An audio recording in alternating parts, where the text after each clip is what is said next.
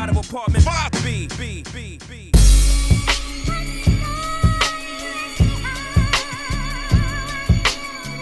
You're now tuned into the Apartment 5B podcast, where we chop it up about hip-hop, R&B, sports, love and life. Hosted by Kill.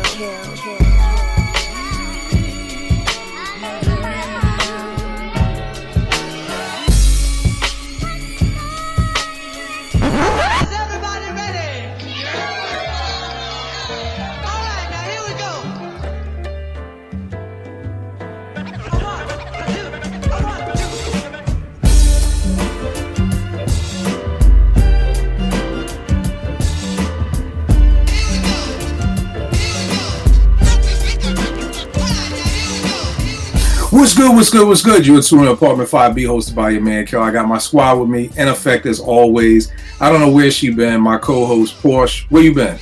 Oh, I don't know. I've just been around, and I miss you guys, and I miss Apartment 5B, and I'm just glad to be back. So, nice to see you. All right, no doubt. Out of BK, I got my brother, Veg. What's good, brother? Chilling, man. Just doing nothing. Playing a lot of TK, a lot of Call of Duty. Hey, man, ain't nothing wrong with that, bro. We all need a break, man. We all need that break, man. And y'all ain't even going to be ready for what Vegas sending me. Porsche, I got to send you some of these joints Vegas sending me. It's crazy. You know what I mean? So follow up for the Willmatic joints. Oh, I can't wait. That's so exciting. Yeah. And we definitely got my guy chopping it up with us tonight. I can't say the boy's name without saying Tajay from the Mighty Souls of Mischief. It's like it doesn't even connect any other way than saying it that way. So what's going on, fam? I'm chilling. Just hanging tough, you know.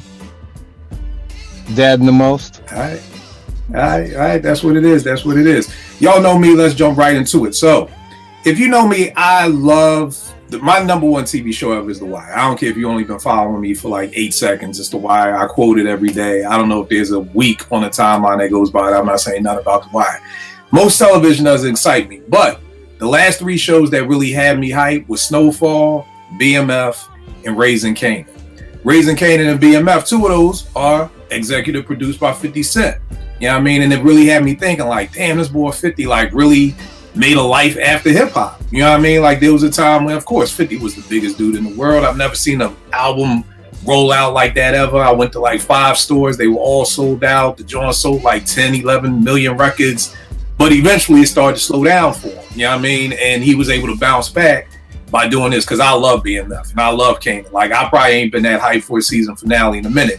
So again, it had me thinking like, who are people who have been in hip hop who have moved on to other things and are successful at that? So we're going to be looking at some of those people who have moved on to different things, and then we're going to be looking at 5 MCs who possibly what could be their kind of like their afterlife of hip hop if they choose to, but. At the same token, when we think about the 50s and the Joes and the D-Nices, they don't rap no more. Which also had me thinking about, what about the MCs who are still out here putting in that work, but they've got dope-ass day jobs? So one of the first people who came to mind was Tajay, because I had no idea that this dude is an architect. You know what I mean? While still recording a new Souls of Mischief album, a new Hyro album, and all that stuff. So just really wanted to chop it up with him first because we only got him for a minute. He's on daddy duty, which I totally understand. So, dog, how did the two even mix together? How did you even... Let's talk about what you were talking to me about before when we was talking with Eb about you being in Stanford while on tour for 93 till infinity. Oh, yeah, it was a crazy time. Fortunately, I had a good support system, and Stanford supported me in that they have an honor code where, you know, they believe you're not cheating, you sign your paper, and whatever you turn in, you can turn in. So basically, I was traveling. We were out with Dayline Tribe. We were doing a U.S. tour, and I had a sister named Sharifa Abdullah who would go pick up my work from the classes, fax it to me because this was a little bit before email, and then I would do the work and fax it back, you know. So it actually... I took my work, I think, a little bit more seriously because I wanted to get it right, because they were taking a chance on me being able to be away from the lectures. I think it would be a lot easier now with Zoom, email, etc. But with the faxes and everything, I made sure I read all the material. I made sure I was probably better read than everybody who's in the class who gets the lectures and everything. So it worked out well. I did that for a semester. I took time off and then went back after about a year and finished. All right, now tell me this: was it your parents? Was it you? I'm not gonna hold you, dog. I only went to college because I didn't feel like going to the military or getting a job. So it literally was like, you give me a record deal, dog. I don't even know. Morgan State doesn't exist anymore to me. What was it that was in you that's like, yo, I got this record deal. I'm in High Road. We're recording this album. We're on tour with Daylight and Tribe, but I'm still gonna do this college thing. Was that your parents? Was that you? Like, where did that wherewithal come from?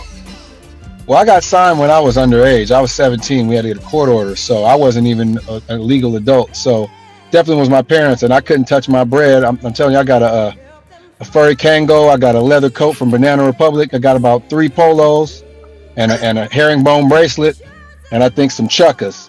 And that was it. You know what I'm saying? No, and that was it. Everything else it went straight to school, you know, but my parents controlled the money.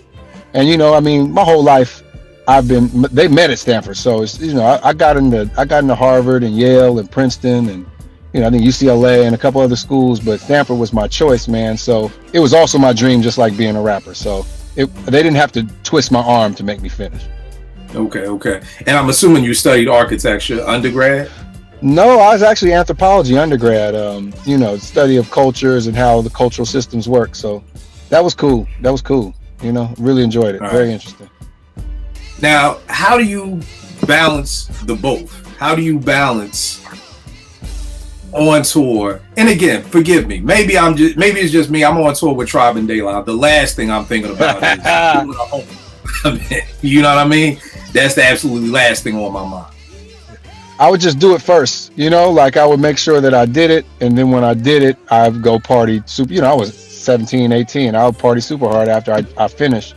But I've always been like that, man. If I blaze some trees or something as a youngster or whatever, I'd be thinking about my homework. So why don't I just do the homework first and then get high? Because if not, I'm gonna sit back and write the most bugged out paper possible. If you know what I'm saying? Because I'm for sure gonna get loaded. You know, as a young man, right. You know, now I don't really mess around, so it's a lot easier to get my work done. But I would say I was probably more disciplined then, because as a young person, you don't realize. I mean, you overstate the enormity of what's on your plate. Now, you know, as an older man, you say, hey, it is what it is. I'll get to it when I get to it.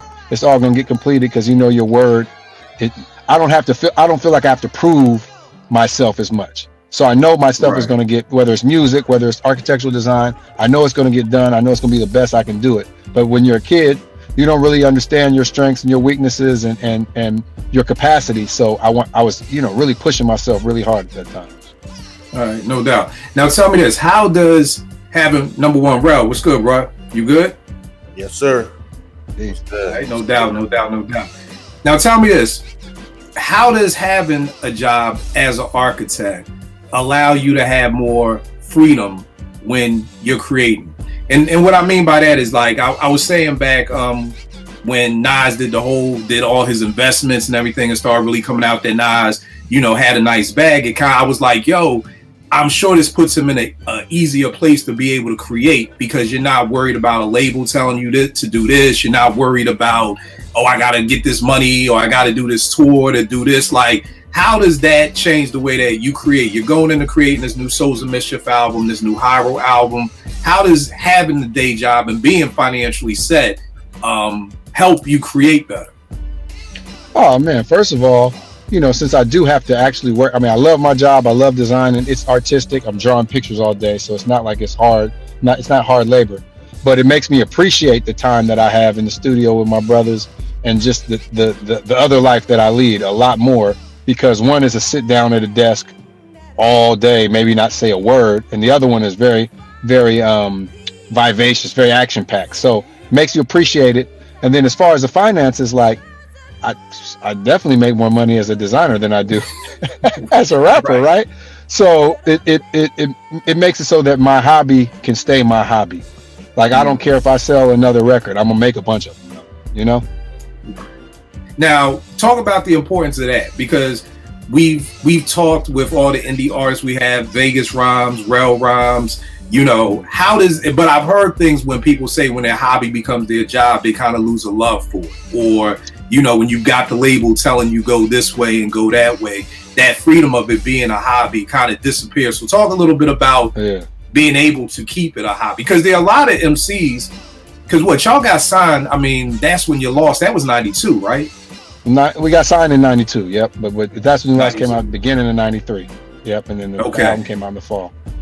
So you've been in this game 30 plus years. You know, now most MCs who've been in this game 30 plus years, you know, are, you know, they're trying to still make it as MCs, but then also having kids and mortgages and real life stuff going on. Like, I guess, like I said, kind of talk a little bit about like being able to keep those separate and having a job and a hobby and what that does for the way that you're able to create. Oh man, when we think about, we were talking about this before, ciphering, just hanging with the homies, bouncing ideas back and forth, all the stuff that made you fall in love with hip hop, you know, just listening to beats for 6 hours before picking one, and then finally picking that one beat and then listening to that one for 6 hours, so you could just write, you know, and not having to worry about, okay, are my lights going to be on? Is the mortgage paid? Is tuition paid for my kids? Is the fridge full? It frees you up to get back to that kid space. You know, that 15-year-old, you know, if my work is done and my bills are paid, you know, maybe first to the fifth, I'm going crazy, right? Everybody is, right? After the fifth, though, I could be on rhyme time. So, I can go out. You know, my kid is old enough, too, where I can be like, hey, I'm going to the studio, you know? So I can go do what I got to do in a way. And then on top of that, since I do have 30 years of experience now, you know, we got buildings and studios and places to be. I'm not having to stand outside, and, you know, we don't have to stand on the corner and bust rhymes, right? We have places to go. You know, we're not on the clock in that way either, right? We own our studio, we own our buildings, because we're indie and we invested in ourselves, but so that I can put a sign on the door saying, hey, I got this for the next 12 hours, and go in there and just, you know, zone out to whatever I want. So that kind of freedom makes it so that you can be as creative as you want to be. You know, I think it's not just rap or music. Like, this society is geared towards stamping the creativity out of us, or at least making it so that our creative products are what we produce creatively then has to become a product. We have to sell it. And I'm telling you, some of my best songs may never come out because I just made them, and they may not work in the album format. They may not have a hook, you know, they may not even be my favorite songs, but I get to create unabashedly with unbridled, right? There are no constraints on my creative process. And that is freedom, you know, like that's a freedom that I've worked my whole life to have. And part of that is just actually having to work, you know, like, right.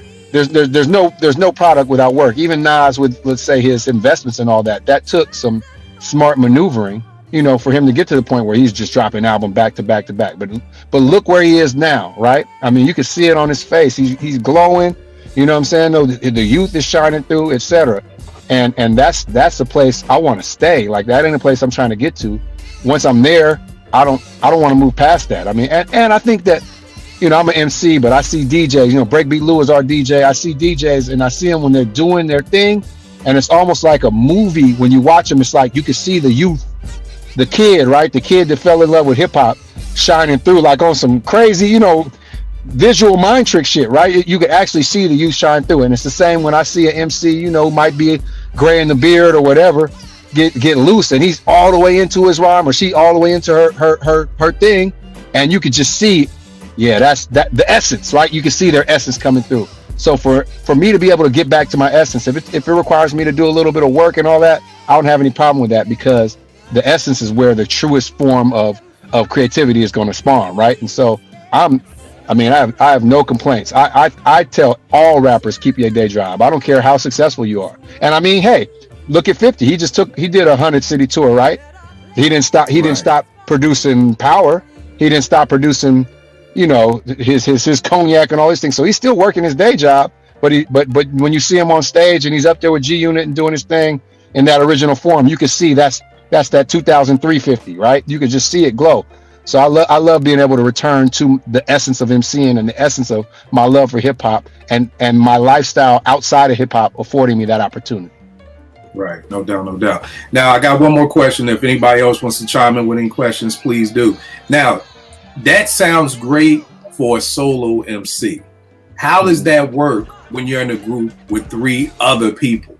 because I've always wondered, I saw a documentary on Bon Jovi and it was like, John's like, I really don't want to tour. Like, I'm good. Like, I got the XFL, I got this, but his brothers may not have those same things going on for them. And it's kind of like, all right, we're going to hit the road again. But, his heart ain't really in it because he's like, I'm good. But these is my brothers, so I'm going to go out and rock with them to get them this check.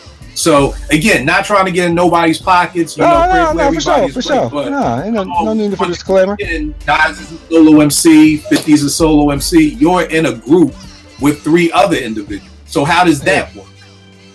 My goal is to make them rich too. You feel what I'm saying? No, so if it might cause me let's start here. All my work is done on a laptop. I be in Bahrain or you know what I'm saying? No, whatever, Denmark or Boise, Idaho, whatever. On my laptop, I plug it in with the HDMI cable to the side of the TV. There's flat screens everywhere now. Plug that in. That's my monitor, so I can do my work after or before the show. So I can bring it with me, and I'm fortunate that I'm a designer, right? So architecture is something you could bring with you. As long as I have accurate measurements or whatever I'm working on, everything else is done in the computer. So there's that, right? It's not really hurting me to go on the road. And then all of my post-pandemic, I don't even have to print out plans. You email everything in right now. You turn it in PDFs. So post-pandemic, it's even easier, right?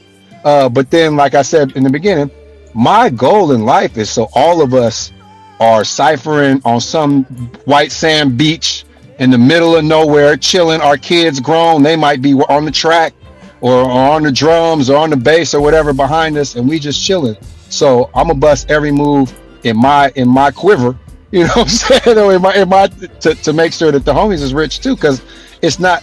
I think that it would be very, very uncomfortable to be around. Like, these is my homies since kindergarten, right? So I've known these dudes 45 years of my 48 years on earth, 44, 45 years. These is my partners from my block, So to be in a position where I'm doing well and they're not, that just seems lonely, man. So I came into this as a group member. We're fortunate to be able to do the solo stuff we do because we're independent and own our label. But I conceptualize myself as damn near like the bass player in Souls of Mischief, right? I don't think of myself as a front man or really even as a solo artist. I think we're instrumentalists in sort of a jazz quartet. And, nobody wanted to listen to an album that's just saxophone or just bass. We want it all. So I don't even trip off the solo aspect, right? So the moves I'm busting is for everybody. Like when we sat down and said we're going to do 93 shows that ended up doing 125, they looked at me crazy. You know what I'm saying? When I brought it to them, they was like, you sure you want to do that? And I'm like, what else we finna do? So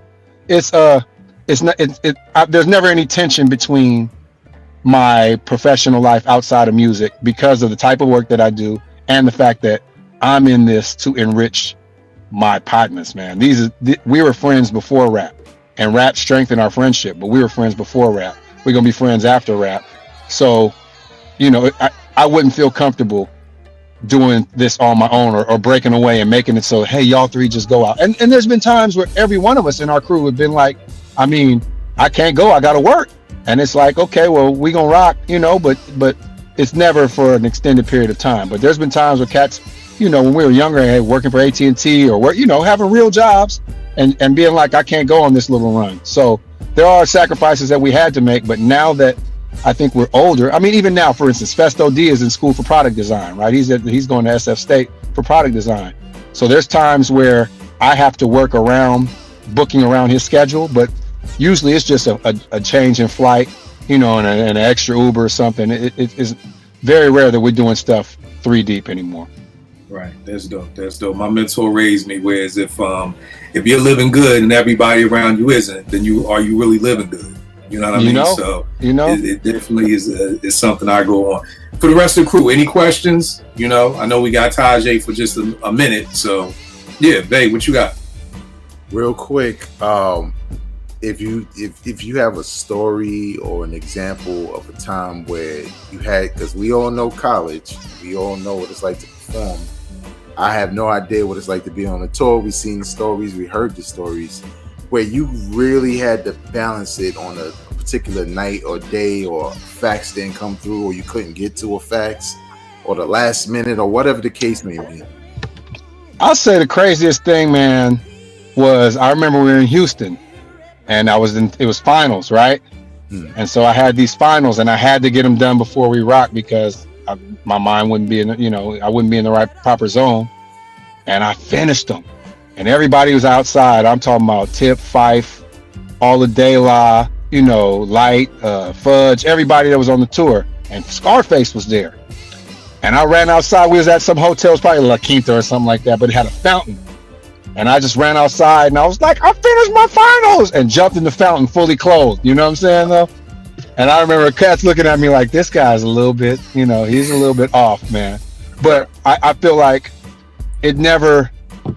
Look, I'll bring a paper into a car with me. You know what I'm saying? Like I was the kid that was on the bus doing his homework if it wasn't done.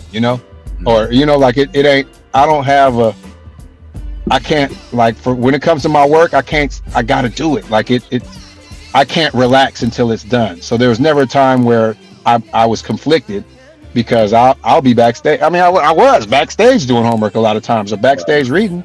I still be backstage reading a lot of times because I don't really get loaded, so it'd be hella downtime. So I'm like, in my little backpack, my little man bag, whatever you want to call it nowadays, we all rocking these. What do they call that? A sling bag. I got a jump rope. You know what I'm saying? I got a jump rope. Always have a novel. You know what I'm saying? Though I have my square reader because you can always sell a T-shirt or a CD or something. And just my little pens and my sketchbooks. So I always keep my work with me, but keep my mind moving, man. I would probably go crazy if I didn't have all this other stuff to do. Like idle time. I just be thinking. I don't do well with idle time. And I mean, that's something I got to learn as getting older. It's like, relax, but I'm not there yet. That's dope. Right. Now tell me this, bro, because one of the things I know a minute ago before the whole Locks and Dipset thing, they were saying like, if we was able to do a versus with somebody, it'd have to be somebody with a crew that was still together. You know what I mean? And that was like, well, who you gonna find then that's still together all these years? Like, MOP is only a handful of groups in there still together. What do you think is the magic behind Hyro? I mean, from Dell to Cat. I mean, for your whole entire crew to still be here rocking 30 plus years later, what do you think is that kept you guys together? And we see so many rap groups break up throughout time, whether it's Tribe. I mean, De La's like really the only group that still is probably still around like that. I was even hearing rumblings about MOP not even being together. So, oh, wow. It's kind of like, what do you think is the secret sauce that has kept you guys together 30 plus years? I think it was our foundation of friendship and respect, right? We've known each other since, 79, 80, right? As far as the oldest friends. So we grew up together in this, right? It's not, and then we also went independent in 95 or something like that. And so it's not just our shared passion for the music, it's also our shared vocation, right? So we have a business, we own buildings together, we own land together, we sit together and figure out ways to invest.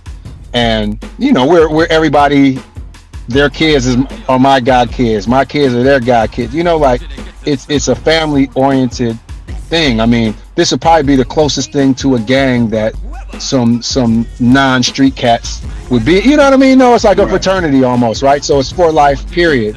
And then on top of that, we get paid to travel the world to we about to do probably 20 shows this summer in Europe as Hyro after we do the 20 something with Farside and as Souls. And then I got some solo shows but I get paid to go out and kick it in distant lands with my homies. Like it's not a bad gig. You know what I'm saying? No, we get they feed us, they put us in nice hotels, we get to travel, so I would almost feel like it's easier for us to maintain our friendship and camaraderie because we have a shared love for hip hop, but also a shared vocation in this sort of selling the hip hop, right? Doing the business together.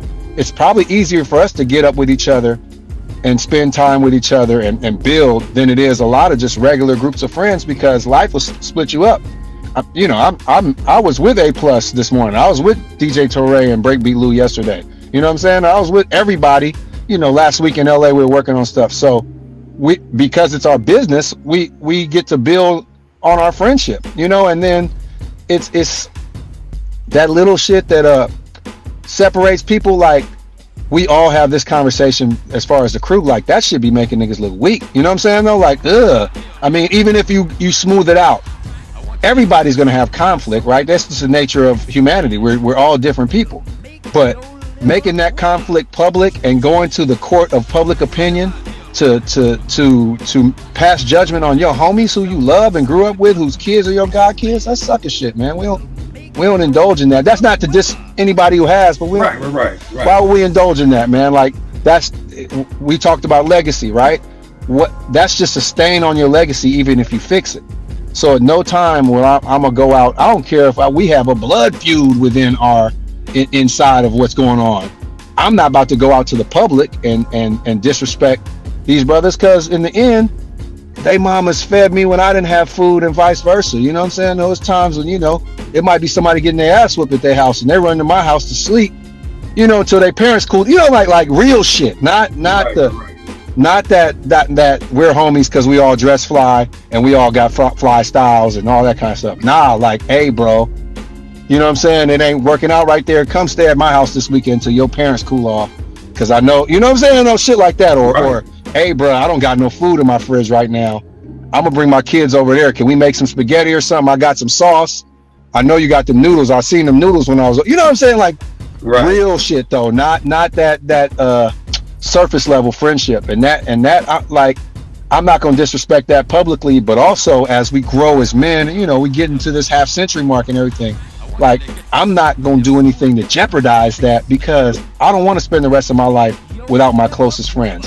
We got to worry about our health and and our finances, as we talk about, like things like that, so that we can actually spend the rest of our lives together chilling, man. Like, we don't have none of that weird, like, this dude mess with his shit, like none of that weird shit, because we've also seen the pitfalls, but like, we wasn't raised like that. You know what I'm saying? My partner's parents is my parents, like that we really spent the night at each other's houses, and like everybody, slumber part, all that little kid shit. So when you now 50 years deep and you done made millions with these dudes and you own properties and all that, like, that's a bond it's like being military buddies or something, right? It's not even like we've gone through the fire and sort of bonded and been melted together into this one force. And we always know that we're stronger. It's the fingers on the hand metaphor, right? A fist is stronger than the individual fingers. And sometimes your ego might make it so you feel like, nah, I got this really strong finger. But I think at this point in our career, we realize the power of the fist. And I wouldn't do nothing to break or disrespect that. Like, it's just, I wouldn't even consider it, like, there's no amount of money somebody can pay me to split or write a tell-all, none of that bullshit, man. That's not in our nature. We wasn't raised like that, and our bond doesn't require it requires a higher level of respect than that. Right. That's dope. You talked about Far Side tour coming up. Talk a little bit about that, bro. What is going on with Souls and Hyrule right now? Man, I'm so excited. We're going out with it's called We Legalized It. So it's a Far Side, Souls of Mischief, and Cypress Hill tour. So, it's going to be big smoke. I'm going to have to get me a respirator or something, wear me a mask or something. But I'm just like, Far Side, that's the homie. We came out similar time, like us, Snoop, Far Side, Alcoholics, even Cypress maybe a couple years earlier. But it's like sort of West Coast rap though, like not necessarily just what we're traditionally known for on the West Coast. So of course we have similar fan bases. We got similar we on a similar circuit. Like when we did Europe earlier this year, Farside was probably 2 days behind us in every place, right? So we got a fan base that sort of cross-pollinates, but this is the first tour we haven't headlined since we went out on our Tribe and De La tour. So to me, I'm excited because we get to open up for, the Cypress Hill, hopefully, poach some of their fans and get them excited about what we're doing, but also just be able to watch them work and hit a different fan base. They got a big Latin fan base, and I'm just excited to kick it there, man. It's a cross section, but they have every one of the groups has their own fans, right? You think about Cypress, Farside, and Souls. Okay, it's lyrical rap, but it's different types, right? So we're all bringing something to the table, and I'm just excited. Like, we're always preaching to the converted because we headline our own shows, it's good to be able to be an opener, man. I'm approaching this tour the same way we approached the tour with Tribe and De La. Like, I'm trying to get out there. I think we'd open and set. There might be one opener before us or something like that. But I'm trying to get out there and make some converts, get some people excited about what we're doing. I think one of the dopest things you're talking about is the humility, because I don't know too many dudes who've been in the game 30 years to are now hyped to open up for another group. Like, there's a certain level of humility that's there too. Most people are like, dog, I done did my 30 years. Like, we done sold more records than such and such, or we done did that. You know what I mean? So I think it's just dope that you're hyped to be in a place of like, I'm just ready to just get out there and just do work. Dude, like this, I don't know if there's a better job than this. Maybe food critic, you know what I'm saying? No, but I don't know if it's a better job than rapper. You know what I'm saying? No, porn star is dangerous. You know what I'm saying? No, rap is just kind of like they feed you, you kick it, you get to hang. Like I feel like a kid. And then also we were experiencing this renaissance, right? Our fans now are all 22 to 25. They weren't even alive when 93 Till came out. And then on top of that, because of streaming, TikTok and all that, like, we found out our 93 Till went gold maybe in December or something like that. It's about 20,000 away from platinum right now. You know, like that fast, because people will be like, it's gold. Oh, I missed out. Let me stream it. So it's probably going to be platinum by the time we hit the road on the tour. So we getting this sort of renewed vigor and energy behind what we're doing. So I'm not, man, I'm just going to roll with it, dude. Like, ego will fuck all that. You know what I'm saying? No, ego would destroy all that, man. So but that's the heart of a lot of problems. That's the heart of a lot of breakups, whether it's friendships, marriages, rap groups, podcasts. Now I say podcasts, the new rap groups, because they break up every other day. So that's true. I didn't care about that. Ego is there. Rel, I know you had a question. Yeah, I was just wondering, like, what was it like being a part of that battle? With the with Saphira in there? Yeah. Like, that was crazy. Like, that was like a battle. Like, you know what I'm saying? Like, not how some of the stuff is today. That was like a real, like battle. You know what I'm saying? How was it being a part of that? It was exhilarating, but also like that was the homie. So it's like to rhyme against somebody who you felt had backstabbed you and disrespected you, and then to hear them saying stuff about you where you like, that's how you feel? Oh, wow. And then we freestyle, they was kicking some writtens, right? So it's like, oh, you went home and wrote that about me? Damn, this is crazy. So I think Casual came off dope. I think everybody, I don't know if I was in my best form that night. I'm not going to blame the Irkin Jerk or the Christian Brothers, whatever it was at the time. I'm going to blame my ego and anger, right? I think that of all the battles I've had, it's kind of crazy. I'm like, wow, that one was, but freestyle, you get what you get, right? It's freestyle, it's jazz, right? So I think it's dope. I think it was dope for hip hop.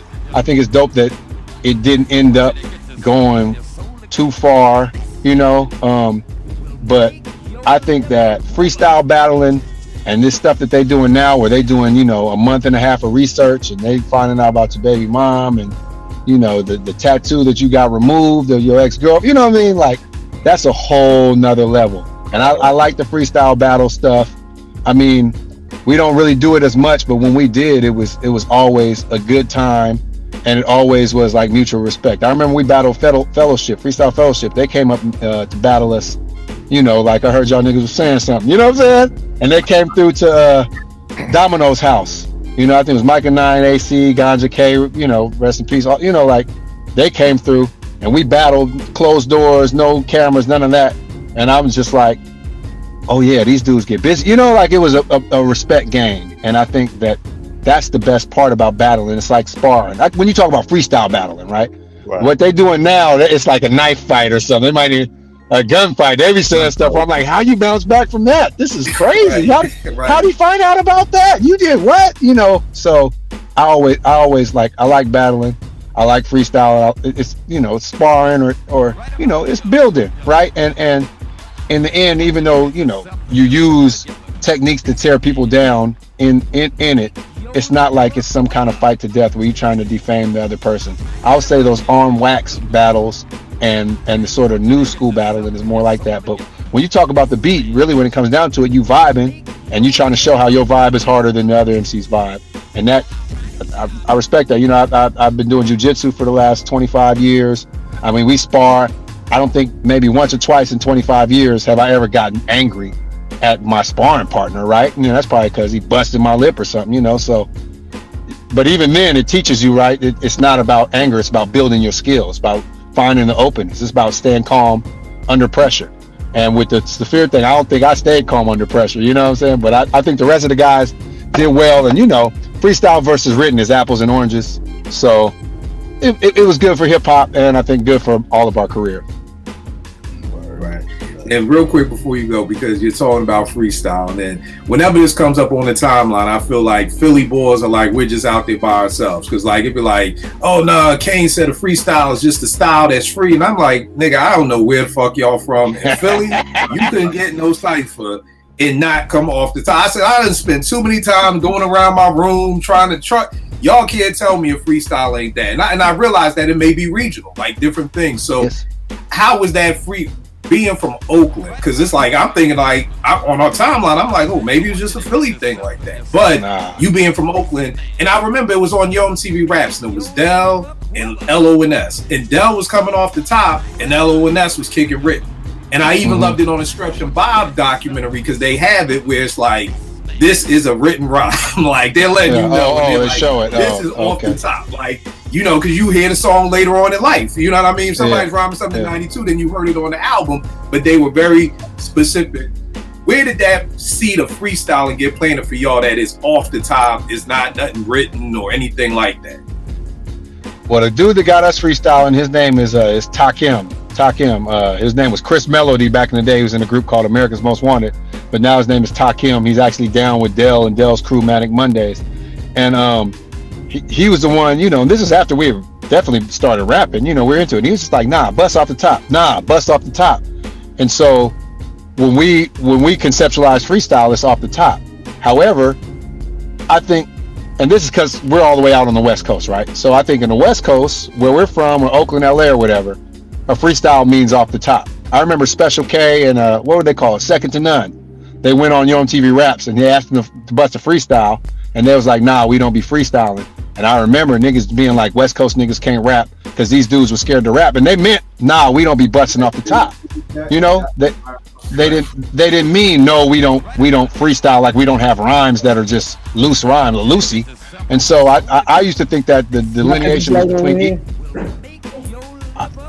I used to think the delineation was between the East Coast and the West Coast, but now that you're saying that Philly, y'all have the same definition, I just think that if the architects of the culture are saying a freestyle is just a loosey, or something that hasn't been put out yet, I gotta respect that. But from my perspective, a freestyle has always been off the top. Now, when we go to radio nowadays, I'm like, hold on, we don't get all these radio looks all the time. I'm not about to waste my time saying the first thing that comes off my head. I can freestyle. Let me drop a gem on them right quick, because I might not get this opportunity again. But I'm not gonna front like it's off the top, right? And then for me, freestyling is it's like sparring. It's something to build your skills. And I think for a long time it was something that was amazing because a lot of cats couldn't do it.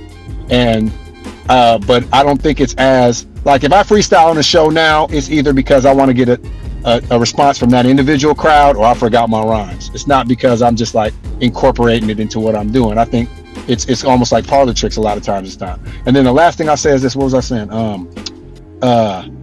Off the top, Busy B was off the top. Biz Marquee was off the top.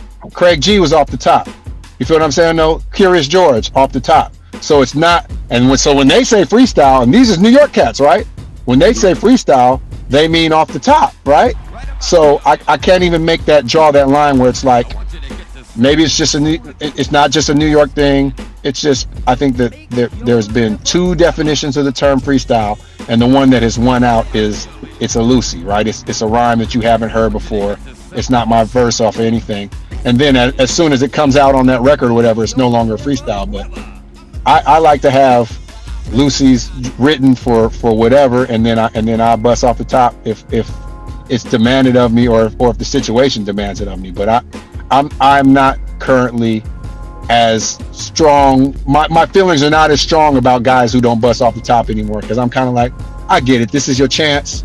But kick your illest rhyme. You know what I'm saying? Because I might not ever see you again. So I'll necessarily have to hear the first thing that you thought of. No, kick something Drop something that's gonna make me be like, man, there was this one dude, you know, and then we can, you know, if it is off the top, let us know it's off the top, you know, because it's a freestyle. Let us know. So I put on my different kind of ears. Our goal also with our freestyling in the past was, I don't want you to be able to tell the difference, you know. And there's some rappers who achieve that level, and that's great. But then if you listen long enough, or if they ramble long enough, you'll hear their little crutches and their connectors in there, and you'll be like, oh, this dude busting off the top. I mean, there's even certain songs that I think are big songs that were freestyles that now that you listen in hindsight, you're like, oh shit, he was off the top right there. You know, right, I think like Snoop Dogg, for instance, his freestyle to written is seamless. You know, like he'll go in and do something off the top of the dome that I think is just as good a lot of times as what he's kicking written. You know, I mean, there's a lot of guys like that. A lot of guys like that. All right, no doubt. Trey Lee is in the building. What's going on, fam? Oh shit! Yo, man, Taj, finally, I man? get somebody that agrees with what I'm saying with regards to off the top and freestyling, man. Thank you. God damn it took a long time for somebody. Damn, they don't understand, man. It's a difference off the top and freestyling. But I mean, we come up with it in a different time, in a different space, in a different era. So I'm just glad you said that, brother. But by the way, hello everybody. How y'all doing? Sorry for the tardiness and all that good shit. You know what I'm saying? But yeah, man. Damn it, I was catching the Holy Ghost in here with you saying this shit. No doubt. Taj, I know you gotta go, bro. I appreciate your time, man. Appreciate y'all. Thing. Always an open seat here for you anytime you want, bro. Appreciate y'all. Thanks for having me, man. Respect. Trey Lee, man. One love, brother. Respect all that you're doing, man. Oh, yeah. Hey, thank y'all for having me. One love. Thank you. No doubt, thank y'all for having me. You. And yeah, we'll talk soon. Hell yeah. All right. No doubt, bro. Good luck. Trey Lee in the building. Philadelphia legend. What's going on, bro? All is well, man. No complaints, man. You know, just ripping and running, doing what we do on a daily basis, man. But it's always good to see the family in here. You know what I'm saying? Again, sorry for the tardiness, man. Just had to take care of something. We here now. Yeah, no doubt. So like we were saying earlier, we're talking about MCs, moving on from that. No way I could have these conversations without my bro Trey in here. We heard about Tajay, still rhyming, Souls of Mischief, still touring, but an architect by day. You know what I mean? So again, this whole stigma of rappers can't have day jobs, not only day jobs, but a fly ass day job. You know what I mean? So that's it. We're going to get in with Trey Lee, who people may not know is an entertainment lawyer now. But let's look at some of the people who we got on this list as rappers who have moved on. And how do we feel about it? Joe Budden, one of my favorite MCs ever. I think Joe's one of the nastiest MCs. Joe's a top 5 storyteller MC to me. And I know somebody out there is like, that's a fucking nut ass statement. Please listen to some Joe Budden. You don't know how many times I've gotten into stuff with people and they like, I don't fuck with Joe, and they've never heard a Joe album. I will give you my best of Joe Budden's mixtape. Trust me. On every piece of low I wear, I've converted at least 5 boys that was like, yo, fuck Joe Budden's. After listening to my mixtape, it's like, nigga, I ain't know, my bad. So all those things to say, but we got the Joe Budden podcast. How do we feel now? He is definitely making more money, you know what I mean, doing this podcast and doing the hip hop. He has definitely moved on. He has been through different variations of the Joe Budden's podcast. I forgot, what's my guy's name? White boy up at Hot 97. Rosenberg. I forgot Rosenberg, like, was executive producer, like, the first Joe Budden podcast, like, when he first got started. I totally forgot about that. So we've seen different iterations of the Joe Budden podcast, but just real quick, I mean, Joe, it's as far as money-wise and stream-wise, it's successful. How do y'all feel about the podcast? Just around the room. P, what about you? I mean, I think, yeah, it's a shame that Joe has kind of evolved into this version of himself, and maybe it's good for him. Maybe he likes it. I just think that, I don't know. I feel like that level of industry and that level of fame does something to somebody, and I feel like sometimes I hear things that Joe says and I'm like, he can't be serious. Like, this is definitely like he really takes into consideration money, advertisements being dropped, being like, just losing listenership. And I think that sort of changes people. And I think that there's a lack of freedom that Joe has that has caused. So to sum it all up, I think, yes, on the monetary side, Joe is very successful and he's probably quite happy with where he's at. And I don't think he obviously doesn't ever want to go back because he talks about his retirement so much. But it's a shame because, as you said, Joe is a very, very good rapper. He's stellar at storytelling. And I think he's lost, like that Joe is like absolutely no longer. I think there's just, I don't even know if he even remembers himself that way, to be honest with you. So. All right. Greg, what about you? I think for him it's like a natural progression because he was one of the early like internet with Joe Budden TV and all of that. Yeah. He was really the OG. He was using the internet before I think anybody really was. And that one dude, what's his name, Charles Hamilton, I think. He faded. Yep. He faded, but Joe Budden kind of stuck with it. So he's kind of like a godfather in that situation. I don't see why he couldn't continue to rap on the side. Most cats do it, right? Whether you like the music or not, but most of the time he was doing this stuff and he was putting out quality work on the rapping side. I just think, to Portia's point, he's probably stayed away from it too long, where now he's become Joe Budden, the podcaster.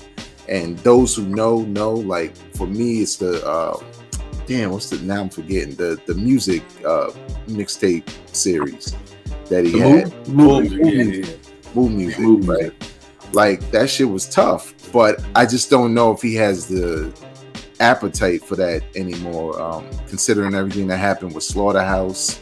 It just felt like a dude that was just tired of that hamster wheel. That's how he saw it, and wanted to sit on the couch and yell into the goddamn microphone.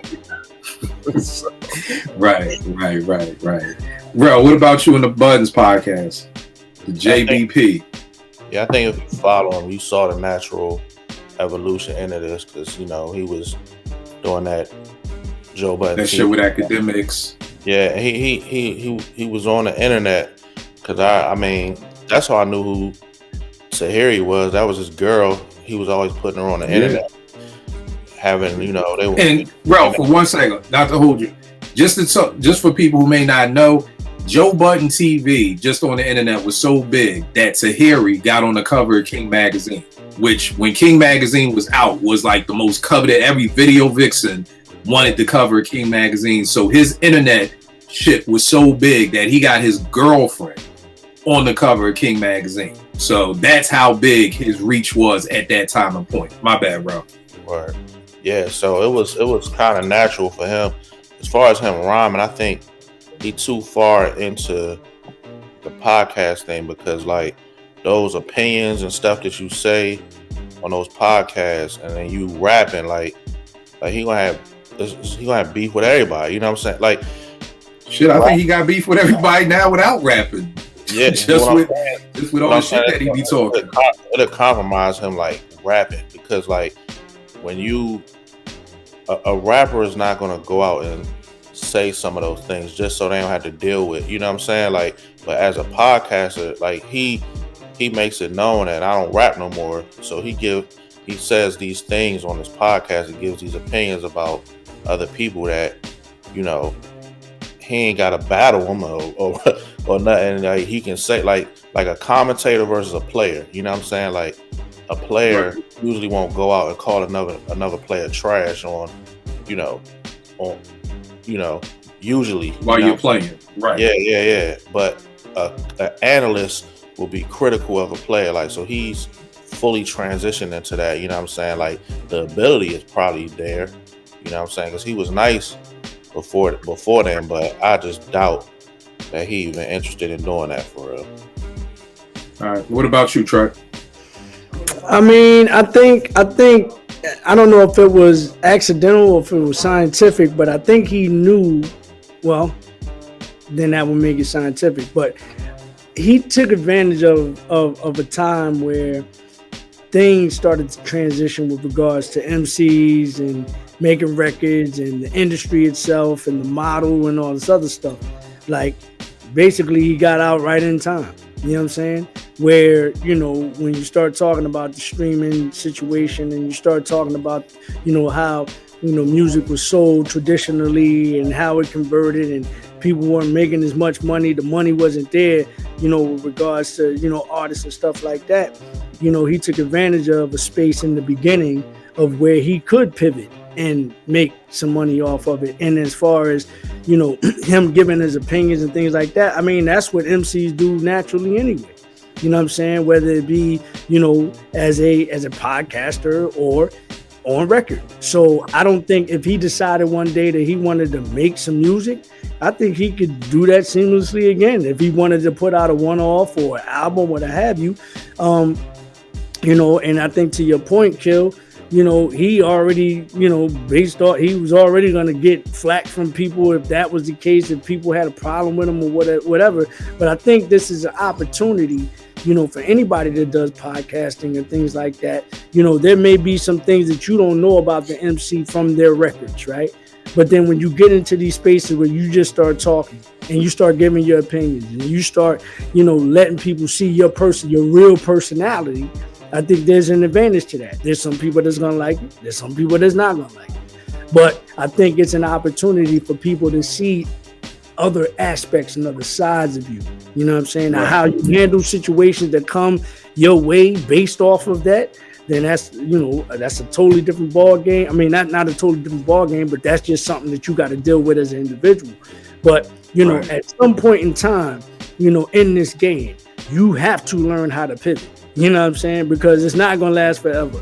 It's like less than 1% of the people that can do this thing forever continue to make records and all this other stuff. So you better understand how to pivot or add something into your toolbox in addition to, you know, the thing that, you know, people grew accustomed to and know you for. You know what I'm saying? So I don't see a problem with Joe doing what he's doing.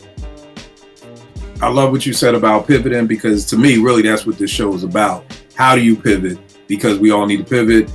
Never forget, 96, 97, Steph is a Steph. I still call Steph Marbury Steph, but everybody gonna think I'm talking about Curry. Marbury was basically like, yo, I got to bulk up in the off season because I was getting punished in the post. Bigger guards like Gary Payton was taking me down the post, so I had to add something to my game, and that's why Steph bulked up like by his third year in the league, because like you said, what he was doing in high school and college wasn't working in the league. So it's like, I got to do something different to adapt to these players that I'm playing with. Anybody who knows me, I'm not a fan of Joe Budden podcast at all. I despise Joe Budden, the person. The MC, love him to death. The personality, can't fucking stand the nigga. I didn't watch it when it was with Rory and Maul. Because again, for me, I watch podcasts, and it's different for me. I watch podcasts not for entertainment, but to learn half the time.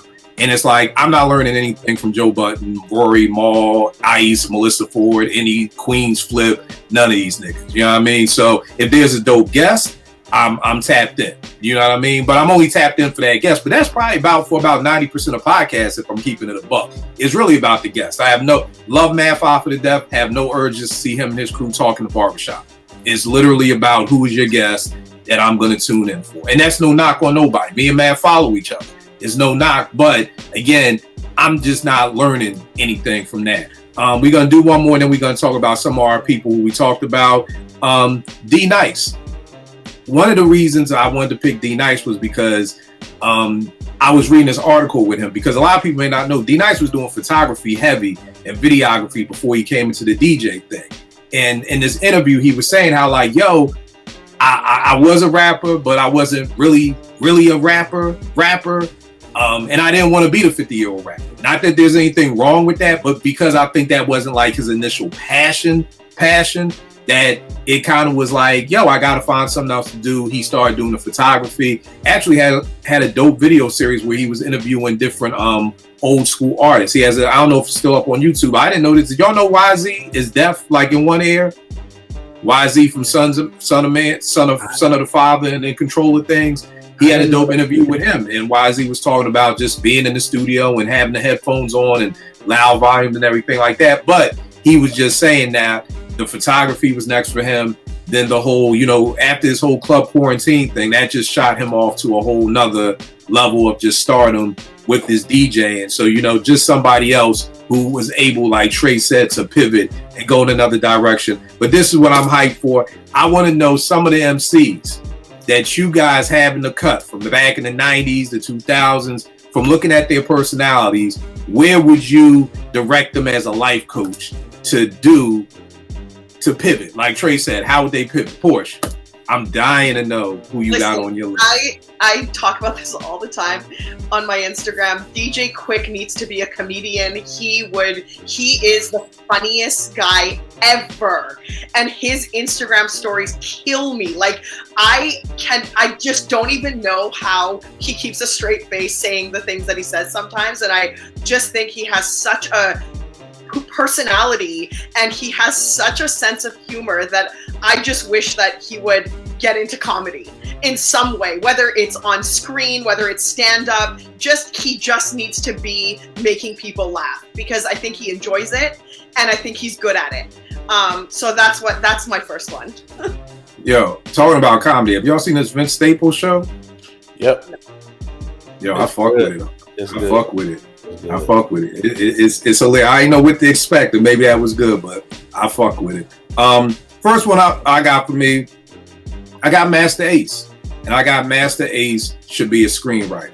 We all know the Boca Aces albums are always conceptual albums telling a story, whether it's him going to school in Brooklyn or just, he's always had these concept albums. And I think he would be an amazing screenwriter. I know he was doing like a theater piece of one of his albums in New York, so maybe that's where he's, attempting to go and try to get into the theater world. But I definitely think, and again, this is no knock, because he is one of the MCs who's still making music. He just dropped a project with Marco Polo. I haven't tapped in yet, but I definitely want to tap in. But Ace almost never fails. He's always going to deliver. He's always going to give you a solid project. So it's not even like, he's still like, faltering, this late in the game. He's still, a top tier MC.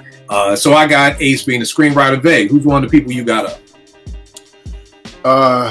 I got Ghostface. I think he would be an excellent brand ambassador in the same way that Snoop is. Okay. Because he just has a personality that's so unique to him that, you watch Ghostface talk, he doesn't say anything normal.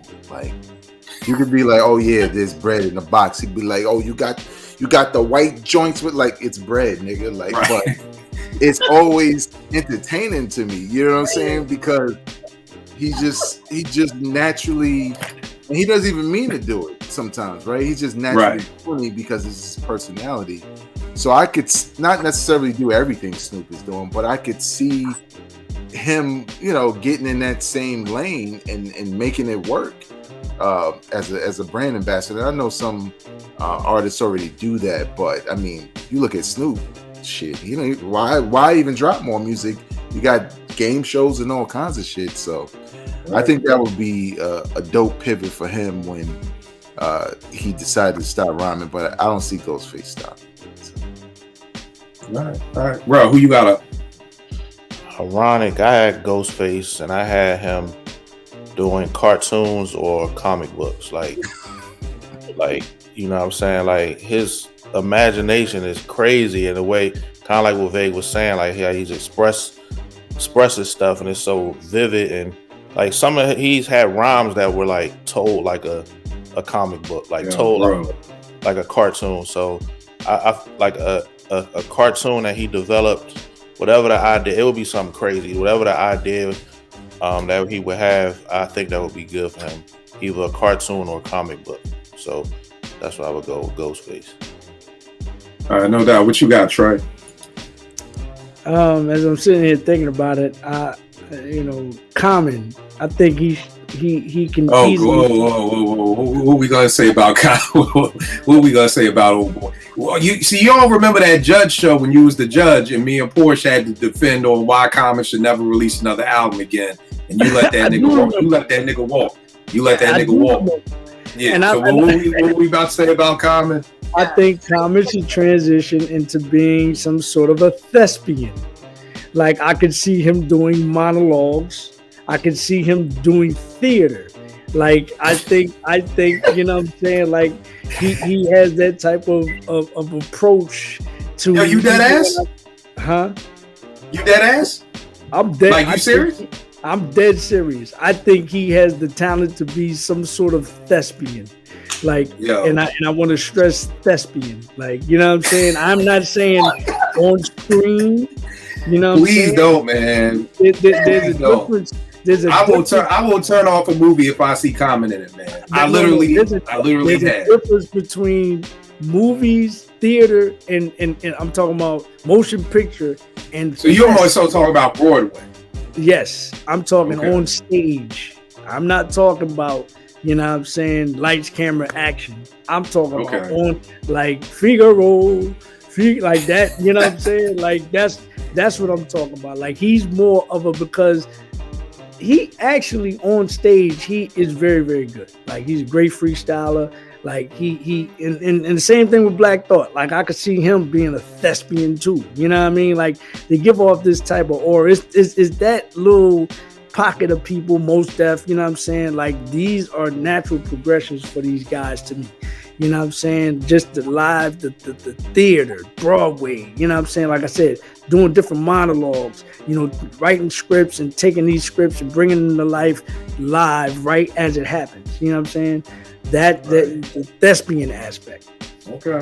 All right, bro. Because I got rappers who act, and that nigga the first name. And I'm like, get that nigga the fucking furthest. I know what you're saying, but even in the goddamn T-Mobile ad, I don't know if the nigga can't read. That nigga sounds like he is reading a script. So I don't know if that I don't know how you still gotta read a script and learn it to be on Broadway. And that's even more stress because it's live. But it's different. It's different live. Like there's cats that attack it different when it's right now. As bro, if Com ever is on Broadway, me and you are fucking going.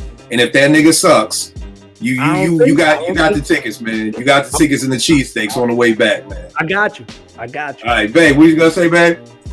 All right, two things real quick. I agree with you, Kill. The way that nigga says AI is like he's never heard the fucking acronym ever before. But because every time I hear the commercial, I'll be like, oh. That T-Mobile commercial come on, I'll be like, God damn it, oh fuck, I'm about to leave T-Mobile, and I'm a T-Mobile customer. That nigga got me ready to go to AT&T. The other thing I'll say is with him and the Wizard of Oz. That was, I mean, I know it was on television, but it was he was in the Wizard of Oz. Yeah, when they did it on television, but it was supposed to be a stage play at the same time. Yeah, but that's different. Okay. But he was good. I ain't watched. He was good, babe. Oh, okay, all right. Yo, this is how bad I hate Com. I was wondering. Damn, this is how bad I hate Com. This is how bad I hate this motherfucker. It was made for television. See, that's different. I'm talking. I can never understand why Trey defends comments so much. Like, Trey, what is it? Maybe it was a freestyle battle they was in. I don't know, man. But here's the thing: this is how much I fucking hate Com.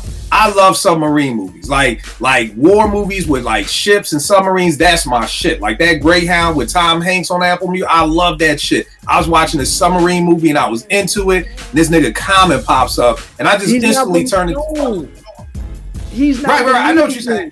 He's not believable in them rules. Like that's not. You know what it is, Trey? I feel like Broadway is harder than motion pictures. Not for an MC. See, that's what I'm saying. When you get on stage, what'd you say, bro? He says it's a different type of preparation. It's a different approach to it. It's not necessarily harder. It's just different. It fits different type of people. Like there's a lot of people that's really good on stage and in theater that will suck in a movie. You know what I'm saying? Okay. Yeah, it's a different. Me and Trey gonna go see him. Me and Trey gonna go see. God forbid if some human being with a soul gives Common a role on Broadway, we're gonna go see him. That's why Lawrence Fishburne is an anomaly, because there's not many people like Lawrence Fishburne, because he can do both. There's not many people that can do that shit. You know what I'm saying? Like there's a lot of people that are great on stage, like for theater. You get, like Rel was just saying, you get them in front of give them a movie script and have them do that shit, they stink, and vice versa. You know what I'm saying? Right. So, all right, we're gonna see. Porsche, you got it. Oh, my bad, baby. What you got? Just to give Common some props, because I know what Trey Lee means. I went to the Pavilion joint a couple years ago, and Common performed, and I'd never seen him perform. He was the best person on stage. I was surprised how good he was, how energetic he was the entire time, and commanded the crowd. He was moving around. He wasn't winded. So there is some truth to that, because being a stage actor, you have to project also. Like, you don't have the benefit of a boom mic right there so you can whisper or, you know, say the AI all crazy and shit. You fucking could be. You got to project so the people in the back can hear you. Right. He was excellent. So. All right, me and Trey going, man. We going. Porsche, you got him next, man. I got Sky Zoo as a screenwriter. I think that Sky Zoo would be really good just with the way that he's able to also, much like Master Ace, like he's able to, you know, like bring concepts to life and actually tie things in together and really, you know, just the whole conceptualness and the way he writes. Like, I just think that he would be so good at screenwriting, script writing, anything to do with like film and movies and bringing that vision. I think he's good at like bringing vision to life, having a thought, and then turning it into a concept and bringing that concept to a vision and executing that. So for me, I got Sky Zoo as a screenwriter. Dope. Next up, I got Big Daddy Kane. And I didn't know how to explain this, but kind of like showmanship. Like, if there was somebody who, I'll give you an example, because on the R&B side, I got Tiana Taylor doing this, because people may not know, I fuck with Summer Walker hard body. They really got me into Summer Walker. I fuck with Summer Walker, but she was a horrible performer. I think she heard those whispers and got Tiana Taylor to kind of choreograph her show. And Tiana was on there on some Debbie Allen fame shit, like got it right. I feel like one of the things about Kane is he's always been an excellent showmanship. He always puts on a dope show. And I know most of these MCs nowadays don't care about that because you got 800 of your niggas on stage with you too. But if we ever went back to the times of it's just you on that stage, kind of like what Vegas saying about Common, about commanding the stage. There's somebody out there listening. These young boys don't know nothing about commanding no stage. You know what I mean? Because if you go into a rap show probably in the last 5 years, nigga, there's literally 50 people on the stage with the rapper. You know what I mean? So I really think Kane could do a very good job of kind of being like that showmanship and kind of showing a younger MC how to fucking MC, how to be a master of ceremonies, how to entertain the crowd, how to control the crowd, and everything like that. On that note, I want to take a 20-second time out to talk a little bit about Kane and Mo D. People have been saying I have been slandering Big Daddy Kane and Kool Mo D for the past 2 weeks. Number one, I want you motherfuckers to fucking look up the word slandering. Slandering means to tell a lie. That's number one, to tell a lie. When I said Kool Mo D dressed like he was trying to fucking be the extra in the Golden Child too, that's not a fucking lie. That is how he dressed, okay? When I say that nobody watched the Kool Mo D video and was like, oh, I gotta get that outfit, motherfuckers, that is not slander. That is not a lie. And nobody looked at Kool Mo D like, ooh, I need that cowboy hat, or I need them fucking shades. Nobody did. And that's no discredit to Mo D as an MC in the Treacherous 3. In my opinion, Mo D's solo career wasn't what I thought it was going to be. I was very disappointed in the first album with Go See the Doctor, but I just want people to say that you can't tell a story about Mike Tyson without talking about Buster Douglas and without talking about the Evander Holyfield ear thing. I know as people, we want to make our heroes seem like they're indestructible and they never took an L. Some of them fucking did. And the same thing with Kane. After that Taste of Chocolate album, really, I don't know about after starting with the Taste of Chocolate album, that nigga started going downhill. And that's not right. Thank you, Trey. So again, boys and girls out there, I know the education system has failed y'all for the past 30 years, but I need y'all to stop saying slander in situations like this. And I'm not slandering. I love Big Daddy Kane. If you follow me, Big Daddy, I call him the Rosa Parks for dark skinned niggas. Kane got me so much play, it's stupid. But again, I'm not no stan. When that Taste of Chocolate came out, we always looking straight. You know, and now in the lower year of 2024, man, niggas like, Look Like a Job For It was a good album. No, fuck, it wasn't. Stop. Wasn't nobody checking for that shit. 93, niggas was on the Bucktown, and we hip hop had moved on. So we not gonna tell that lie. Maybe if you was 10 when that shit came out and that's the album you fell in love with, I get it. But wasn't nobody my age, 49, 50, thinking about no goddamn, Looks Like a Job For and how you get a record deal. So I just wanted to put that out there. Nobody is slandering these people, but I'm not going to tell the story and not tell the entire story. That's just that. And don't get mad at me. I call this misplaced thing. I do marriage coach. You know what happens? A nigga goes to work. Boss gets on his nerves. Can't curse out your boss. So what do? You come home. You take it out on your wife and your kids. Misplaced anger. Don't fucking get mad at me for telling the fucking story of what your man did. Get mad at Kane for making these whack ass albums, for taking his shirt off, for making songs with Barry White, for fucking Madonna, and doing all this crazy shit. Don't get mad at me. Get mad at Kane. Misplaced anger. Beg, what you got up next, bro? So we're not gonna mention the purple do-rag and all that shit. That was a sad day for me in Brooklyn. I was like, God damn, my hero. Like, no more. Like, the funny thing, bad niggas like, but Kill, that album has show and proof. I said, nigga, one song?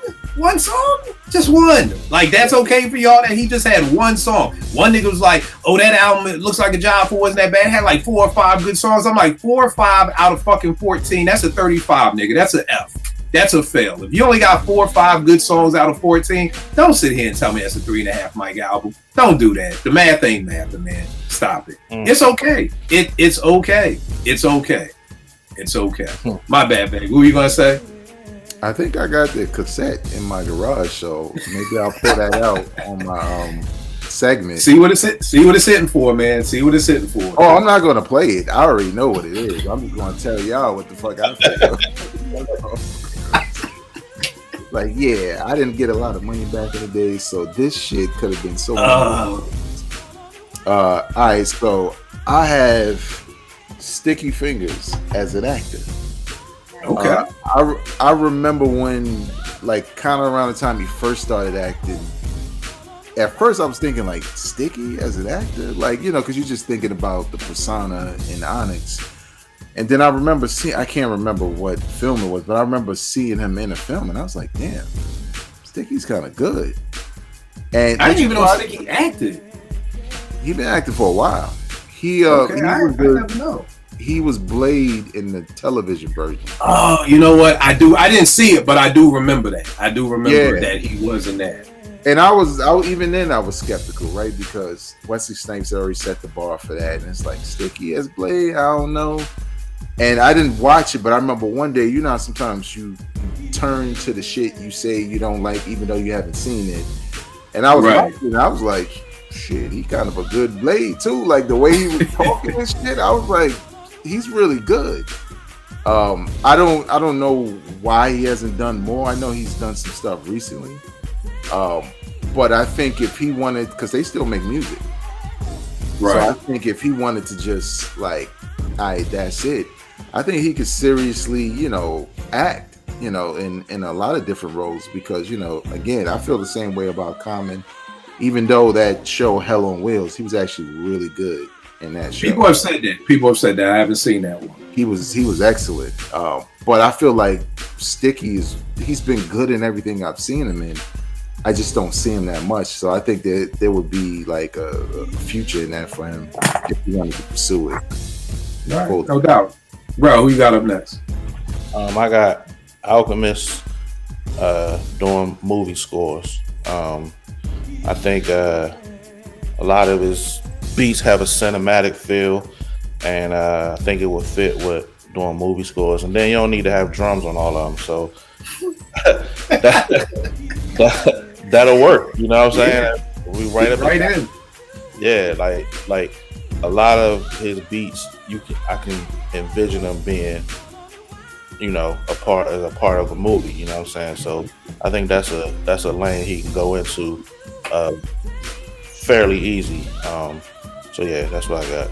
No doubt. For all you Alchemist fans out there, check this out, Russian Roulette. I know 80% of y'all never heard this shit. Very dope album using all Russian samples. Tap into this. One of my favorite Alchemist albums. Trey Lee, who you got up next, bro?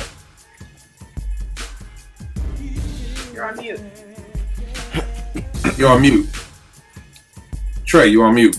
I got Killer Mike as a professor or a politician. Either Same way. thing. I got the exact same thing down. Yeah, I mean, the proof is in the pudding. I mean, we've seen him on the circuits. We've seen him, you know, he's one of the more astute brothers out there, speaking the language of both of these professions. Like he's teaching, he is educating, he is, you know, adopting different political philosophies, you know, on both sides of the fence. But yeah, I think that's an easy, smooth transition for him because he's essentially already doing it. You know what I'm saying? Right. His boots on the ground. You know, he's an activist. So yeah, that's easy. All right, no doubt. Of course, who you got up next? I've got Crooked Eye as a college educator of some sort.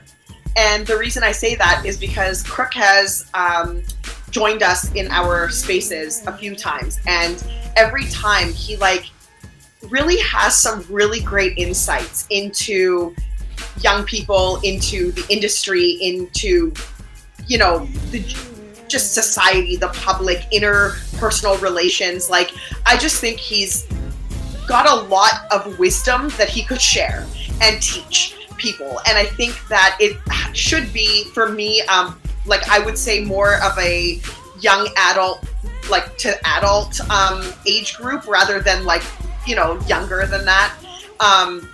Yeah, and I just think that there's just so much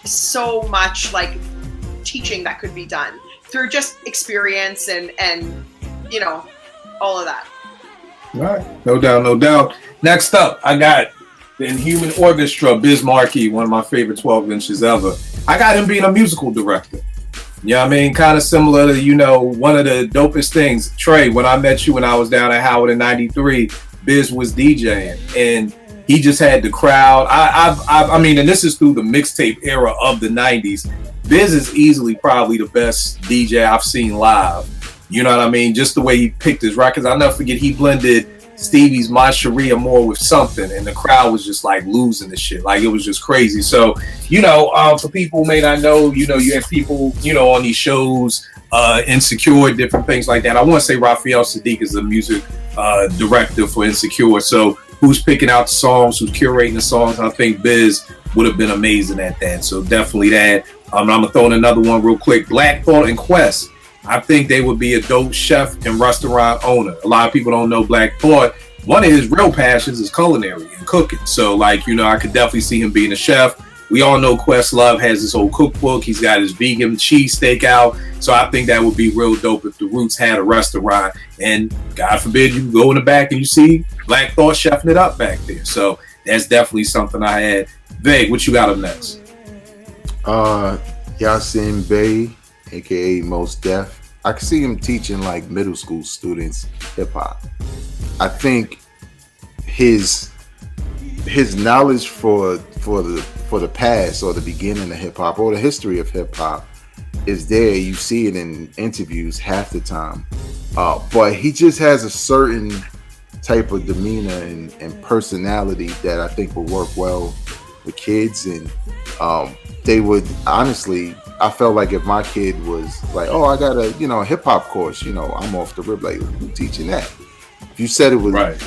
Mos Def, I'd be oh, you good, because right. I think he comes across as somebody who may be good with kids. I know he got 100 of them or some shit like that, but he just has that kind of vibe to me where I think if he taught hip hop, what I say.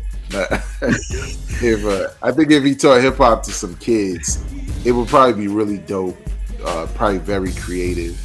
I could even see how he would probably set up his classroom. That's the thing with teachers also.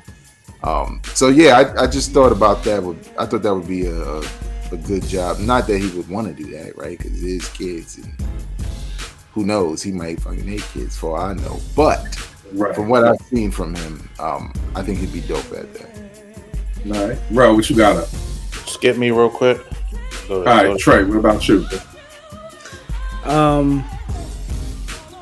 God rest his soul, R.I.P. But I could see DMX as a man of the cloth. Yeah. I mean, you know, if you've been to his shows, you've seen how he commanded 10,000, 20,000 people and led them in prayer all at one time. And it was all in silence. There was nothing going on but listening to this man by himself, no hype man, no DJ, no nothing, with a microphone and leading people in prayer. Like that, to me, aside from like seeing Run DMC live, he commanded the stage better than anybody I've ever seen in my life. Oh, and KRS-One. Those three. Like with no theatrics, no background, nothing, no explosions, no nigga flying from a trapeze from the roof. None of that bullshit. You know what I'm saying? Like one man and a mic. Like it was amazing to see. And so I could just see him leading the congregation, like easily, like smooth transition. Nothing to it. Right. I think that'd be a much smoother transition than Mace was to the pulpit. I could definitely see X. Yeah, didn't see Mace. So, yeah, there's that too. Rel, you good or you want us to go back around? Come back around. All right. Let's go back into some people real quick. 50 Cent, how do y'all feel about BMF and Power? You feel 50's doing a good job in his pivot? I love it. Yeah. I mean, I don't know how anybody else feel. I watch all that shit. I watch. Oh no, I mean, I think Kane and the BMF. Yeah, I don't do the whole Power universe. Can't do the Tommy shit. I don't do Tommy. Second season was kind of It took a minute. The first season was kind of. Second season was kind of dope, but you know, I think that's the weaker of. Right. I watch all them shits. Yeah, and BMF, I can't wait for the new joint to get started tomorrow. Yeah, I think he's got that telling crack stories down, game on lock. Like, so I don't know whose story he's gonna go after next, but excellent job. You know, I love both those shows. We got Cameron. It is what it is, man. I love Cam. I'm like one of the biggest Cam fans in the world. One of my favorite rappers. And I think I just love his personality. Cam has just always come off as just like a real nigga. Like, I don't give a fuck. It is what it is. Fucking name of the podcast, you know. So, and just watching the newest one today, like, yo, his stories, just the way Cam tells stories, man, is just stupid, man. And I love seeing him and Mace back together too. You know what I mean? And you know, even through their beefs and everything, just like what Tajay was saying, like at the end of the day, these dudes grew up together.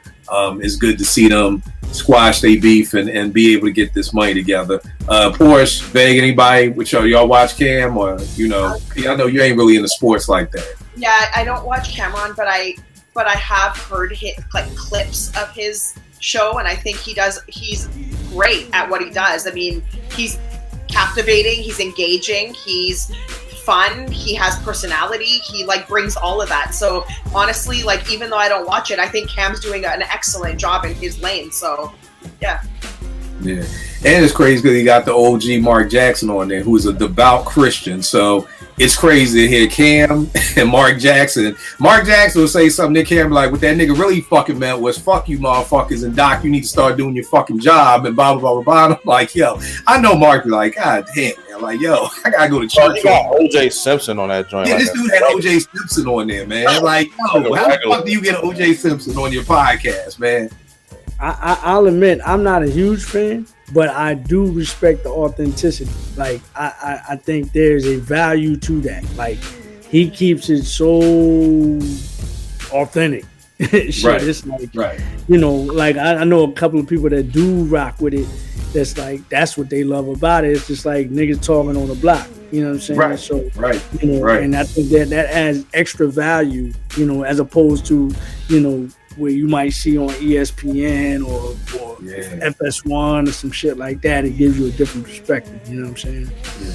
And that's 100% why I rock with it, because I'm like, I'm watching ESPN, and you know, when Ben Simmons was really nut ass Ben, it's like, yo, why ain't y'all niggas going on this nigga like that? Like, y'all should be killing this motherfucker every day. Like, what, Rich Paul what was that nigga paying y'all? Whereas like with Cam like, yo, me and Ben almost got into it at a Brooklyn Nets game. I'm like, this is what the fuck I'm talking about, nigga. Like, he like, yo, I'm going for that nigga knees, nigga. You a tall nigga. Like, I'm throwing chairs at your knees, my nigga. So I love it that it's no cut cards. And now you got Mace going back and forth with Shannon Sharp and Club Shay Shay and all that shit. I'm like, yo, I love the joint. Chuck D and KRS, lecturers. I mean, I feel like that's the perfect lane for them. Like, perfect. You get no better than that. Like these dudes should be doing the tour circuit and everything like that. We had Kanye doing fashion design for Adidas and Gap. I felt like that was there because I always felt like he was the fashion boy. MC Light with voiceovers. I put it on Twitter. It's nothing I love warms my heart more than I'm watching an award show and I hear Light's voice. Can we go back to the Kanye shit though? Just yeah. I mean, does everybody agree with his fashion sense? Not necessarily, but niggas buy the shit. Yeah, but you gotta ask yourself why they buy that shit. Well, it's because it's Kanye. I mean, it's with anything else. It's with anything else. You know what I mean? Like somebody asked me the other day, like, "Yo, do you like all polo?" And I'm like, "No, it's a lot of shit." Like he was like, "What pieces don't you like?" I was like, "Nigga, it's a lot. Like there's a lot of polo shit I would not rock. I'm not the boy who just is gonna buy anything that says polo. You know what I mean? But there are people who would. There are people who would be like, "Yeah, this shirt got patches all over it, but it's polo." Like I've seen niggas say that, like, yeah, this shirt ugly, but it's polo. And I'm like, well, bro, if it's ugly, why'd you buy it? You know what I mean? So I feel like the majority of people will buy things based off of the price tag that's on them. Like, bad example, but it's an example. Them Stephon Marbury sneakers, they were $15 or whatever they was. You know what I mean? But they look bad. You know what I mean? But I think if you had these Jordans and they only cost fucking $10, ain't nobody gonna put the same value on these Aqua 8s the way they do when they cost $190. You know what I mean? They could still have a Jordan tag on them, but I just think for some people it's just about the amount of money. You know what I mean? So if Ye is selling some sock boots for $500, niggas is gonna be like, yo, these some banging ass sock boots. Why? Not because not because they hot, but because it's Ye. But because it's a status symbol. It's a status symbol that, yo, if you rocking them Ye sock boots, you done drop $500 on. And the sad part is I'll tell y'all one of the reasons I love Kanye, because Kanye was speaking to me when all that self-esteem shit and what was that, all falls down. I can't go to the store without a shirt that's with a team or someone. That's me, nigga. I go to Target, nigga. I don't put on. If I go to Target, I'm still dressed, nigga. Like even on my bummy joint is still low somehow. So I've got those issues. The fucking Dre headphones when they first came out, yo, I need those. You know what I mean? I was in the airport, I'll never forget, everybody had on Beats by Dre's when they first came out. I was like, yo, I gotta get a pair. I didn't know if they sounded good or not. Them shits was just a fashion accessory, if we keeping it a buck for a lot of people. Now, some people may have been like, no, I like the sound quality and all of that, but the average audiophiles was saying, yo, them shits ain't even that good. You can get these Sony over here that's better for cheaper, but are those Sonys a fashion statement? You know what I mean? So I don't know if Ye's shit was that fly, or I didn't really rock with a lot of it, but it was a fashion statement for some folk. You know what I mean? And maybe some people did like it, but at the end of the day, I think it's the dollar sense to it too. Because if Ye was selling those sock boots for $20, it don't got the same oomph that they do when it comes with. It's the same way Toyota make Lexuses, but niggas want a Lexus, not a Camry. Yeah, it's about, you know what I mean? It's that name to it. You know, what were you gonna say, Vag? No, I was gonna say, I mean, don't come around me with them fold up sock ass boot shit, because I will joke you out the building. I will joke you out of your $500, because it's like, I'll put it this way, and one dude said something that actually made sense, right? He had on the air freshener looking joints, them fucking alien shits, right? And I was like, dog, really? You got them shits on? Like, it's fucking homecoming. You got fall is all in your feet. And he was like, shit's comfortable, dog. I was like, okay. I could roll with that, because that wasn't the first time I heard that, where niggas was like, right. Yo, the shit is... I heard that too. You know what I'm saying? It was like, the shit look weird, but when you put them on, it's like, so comfortable that you don't care. Now, I'm just from a different era. I'm not wearing them shits. It's like Uggs. You know what I'm saying? Right. I heard them shits is mad comfortable too. I'm not wearing them shits. And I think at the end of the day, but see, even when you think about Crocs, everybody talks about they're comfortable, but they're not expensive enough. Like, Veg, I don't think we'll see nobody at homecoming rocking Crocs. We might, but I don't think it would be the same way. If Crocs cost $250, then I think we would see more people. So the really question isn't really about the design. It really isn't about any of that. It's about the price tag that's on it and why we feel like we have to wear something that's super expensive to kind of, I guess, do our thing, you know? Because like I said, I won't hold you. I was that nigga when them Beats by Dre came out. You could have told Vay, you could have been like, yo, Kill, the Sony 4850s is louder, better, and they cost $200 cheaper. And I would have been like, thanks, Vay. Let me get these Beats by Dre. Like, I'm gonna keep it a buck with you. Like, them shits was a fashion accessory to me. Like, well, it was like I got on my Jordan. Well, you know what? It's just like that now, and it bugged me out. The AirPod Max. When I'm in the gym, all of a sudden it's just mad of them. Those things are heavy. So, like, I mean, not heavy in a way that, like, as soon as you put it on, it's heavy. But, you know, if you wear it for an extended period of time, you know, you start to feel it, especially if you're working out in them. And they're just not ideal for that. They weren't even made to sweat in. Like, and they ain't even waterproof, right? You ain't even supposed to be sweating in them. But niggas don't care that. And I'm looking at it like, I might Yo, I was in New York with Ev for profit. Everybody in New York had them shits on. I was like, I think I'm gonna get up here. Fuck it. You know what I mean? So, like I said, I'm not oblivious to it. Like, I want folk out there to understand. I ain't talking shit about nobody because I got a problem. I just know I got a problem. You know, that's just that. But, you know, again, is also, but my problem isn't that bad that if I don't think something that looks dope, I'm not gonna buy it. Like I said, like, everything that I own, I like. You know, but it was funny. Somebody asked me, like, do you like all polo? And I'm like, nigga, you know how much whack ass polo is out here? Like, it's a lot of shit I don't like. He's like, what part? I'm like, nigga, we could go on for days. Like, but I'm sure there are people that are like, yo, it don't even matter what it looks like. Just as long as they say Ralph Lauren, you know, I don't care if I like it or not. It got low. If it costs more, the better. You know what I mean? So, I mean, all in all, I mean, at the end of the day, they made a lot of money for Adidas. You know, I can say that. You know what I mean? So, you know, definitely the fashion thing. We said MC Light with the voiceovers, and the last person I had, and this was old, back when Big Boy had Pitfall Kennels, and he still does it, but I think he's been doing French Bulldogs, not really pits as much too. But I really thought that was a dope side hustle of him selling dogs and everything like that back in the day. We got Trey. Trey is the other side of Tajay of being an MC who has a day job but still rhymes. Trey, talk a little bit about how did you get into becoming an entertainment lawyer?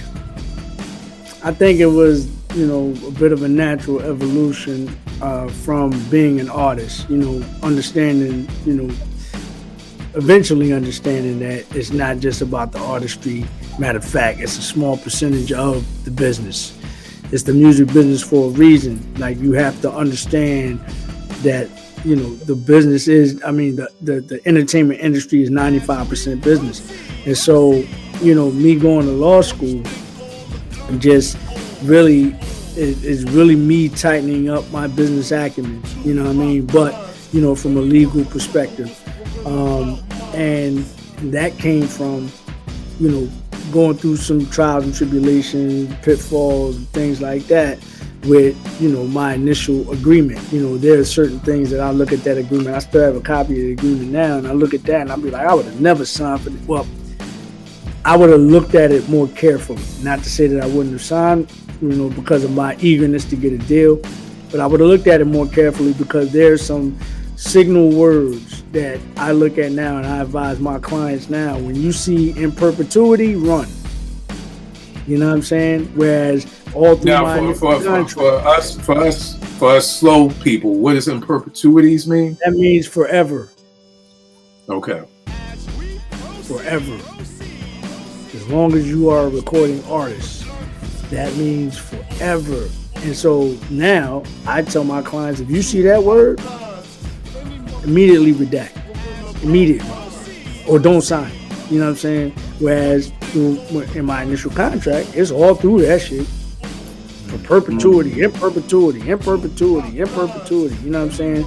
Now, lucky enough, I was blessed enough to get out of my contract unscathed, and I'm not bounded by those terms any longer. But that's what transitioning into that particular space has done. It has, given me more, more awareness. You know what I'm saying? A keen sense. Not only for myself, but for other artists that are coming up in the game to, give them these warning signs. You know what I'm saying? When you see words like that and, understanding your leverage, you know what I mean? When you're trying to, do any type of deal, whether it be with a record label or, a branding opportunity or a podcast and things like that. So it's really just, to me, it was the natural evolution and progression of, once being an eager, hungry artist, then getting into the game and then understanding that it ain't about the artistry, it's about the business. And then, okay, so what aspect of the business do you want to learn? And I wanted to learn the legal side. And then not only applying it to myself, but then applying it to others that are coming up in the game. And then going into your daytime job, this business is not sustainable for the majority of us. You know what I'm saying? So you better figure out a way to make some money somehow, some way, doing some other things, that are legal, preferably, you know what I'm saying? So, and to be able to maintain a lifestyle. So I just took that law degree and parlayed that into a government job where I deal with contracts, you know what I'm saying? So, and then there are other jobs that I had, being a professor at Coppin State, being able to use my legal expertise and applying that, from an educational perspective and teaching a course in, business, the music, the business of music. You know what I'm saying? So there's many different directions that I'm able to take with this degree and with this knowledge and things like that.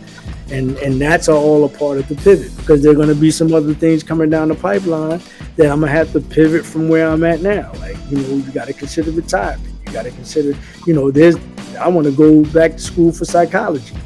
You know what I'm saying? And I think that's something that's needed in this music industry as well, because there are a lot of things that you're going to deal with in the business that a lot of people can't cope with. You know what I mean? So who are you going to talk to? There's nobody there in this space for you to talk to on how to deal with when you get out on the road and there's these groupies waiting for you here and there. And there's people always in your pocket. And then there's your circle that's always, looking for something in a handout. And then you become strung out on some type of drug or alcohol. Like, how do you cope and deal with all of that shit? You need somebody to talk to, especially when there's people in your circle that's just looking for a handout. So I think that, from that perspective, therapy and all that other shit is definitely needed in this game. And so that's one of the other goals that I want to go back and achieve. But it's all about the pivot. It's all about understanding how to maneuver as this game continues to turn into what it's turning into. You know what I'm saying? Right. Porsche, you're in school for psychology, right? Right. Right. Yeah, I saw a smile on Porsche's face. Oh, that's dope. That's dope. Ah, yes. Beautiful. Tell me this, man. Was law school hard? Yes. I don't want to use, no, I don't want to use the word hard. I don't want to use that word. You know what I'm saying? Pause. You know what I mean? Because I think it's all about. Bro, no, I don't do pause shit. It's okay. I don't do pause. It's really about application. You know what I'm saying? Like, I don't think anything is difficult. It's about whether or not you decide to apply. You know what I mean? And that's life. That's a life thing. Like, I tell people all the time, if I went to law school, you could definitely go to law. Like, I'm not, I think I'm. You know what it is, Trey? Hold tight for 1 second. I want to just say this. This is something I learned, because I used to say the same shit. Until Stove Guy came into my life, and he said, if I could do it, you can. No, don't let me say that. Until you got them canines smelling you on the way back. And meaning that if you're willing to work as hard as I can, then you can do it. Yeah. That's the thing. But some people are here, if I can do it, Trey can do it. You can do it. No, I left that part out. Yeah, you can do it if you work as hard as I do. I left that part out, but you're right. But it goes back to what I said initially. It's about application. You have to make up in your mind You have to decide. It's all about decisions. So I decided that I was going to go to law school and I'm going to get a degree. You know what I'm saying? I'm going to get that Juris Doctorate in law. I just decided to do that. Just like I decided to become an MC. Just like I decided to play ball when I did. It's just like everybody has the ability to make a decision. You have to. So to answer your question, I don't think it's difficult. I think it's about you personally making a personal assessment and applying yourself, because you make decisions all through your life, whether it be good, bad, or indifferent, but it's something that you decided to do, right? Everybody makes a decision. You make a decision to once you open your eyes, I don't think you make that decision, but once you open your eyes, then you have your choices. What are you going to do? Are you going to get up and be proactive? Or are you going to stay in the bed? Are you going to eat? You're going to cook something to eat? You know what I'm saying? Or are you going to just fast for the day?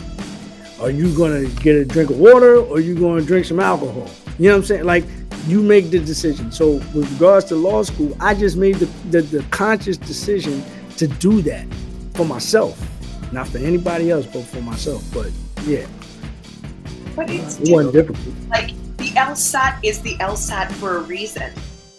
There is a reason why the LSAT filters out those who won't make it through law school. They're like, I mean, I could talk about academia all day, but it is like, I have to, I mean, I've never taken the LSAT. I know many people who have, and many people who weren't. I mean, I don't know what it's like in the US, but in Canada, I believe you can only take the LSAT 3 times. And if you fail the LSAT 3 times, you're never allowed to take it again. So I know many people who have like had to change course in life because they were not able to pass the LSAT. And it's not easy to become a lawyer. Like, you can apply yourself. Some people can apply as much as they want, but yeah, it's a tough job. I'm not saying it's easy, but I'm saying it's not difficult. So everybody's a different definition for the same word. I always say this. There's different definitions for the same word. Like, Portia difficult or your hard may be different than Trey's definition of, difficult. So, it's almost apples and oranges, because it's just, I can tell right from this conversation, I have 2 totally different definitions of the word hard or difficult and things like that. I think Trey's more of a mindset, where yours just looking at it from a standpoint of, hey, I know smart people who tried and they failed 3 times, they couldn't do it. So it must be hard. Because I'm thinking, Porsche, and correct me if I'm wrong, you're thinking from a more analytical perspective. Like, you're thinking like straight A to B. If you don't know the answer, then you don't know the answer. And you can study all you want and you don't know the answer. And I'm saying there's more than one way to skin the cat. Like, there's a method to the madness. And that's what taking those pre-LSAT courses taught me. Like, I looked at it the first time and I said, damn, I didn't do so well because I didn't approach it the right way. I knew the answer. Like, the answer is not difficult. It's how you attack the answer and how you get to the next question, because it's all time too. Like, that's the part that they don't show people. You can look at a problem for an hour, right, and figure it out. There's some people that can look at the problem for 10 minutes and figure it out. It's not that you don't know the answer. It's just that that's the way they weed people out. Can you answer that question in the time that you're allotted? You know what I'm saying? So they're all intelligent people that are taking these tests. It's just that they put parameters on it because everybody can't get in. But that doesn't mean you're not smart enough. Right. They got to weed it out. They got to have some type of weed out process. That's I wish we had that weed out process on Twitter for the word classic, because it's a whole nother topic on that shit. But I wish we could weed that shit out. But Vay, what are you about to say? No, I was gonna say I agree with Trey's point about the A to B, because I think it requires a level of focus. And sometimes, I mean, we all know them, right? Like, not to point out any of my siblings, so I'm gonna mix them all up so you don't know who's who.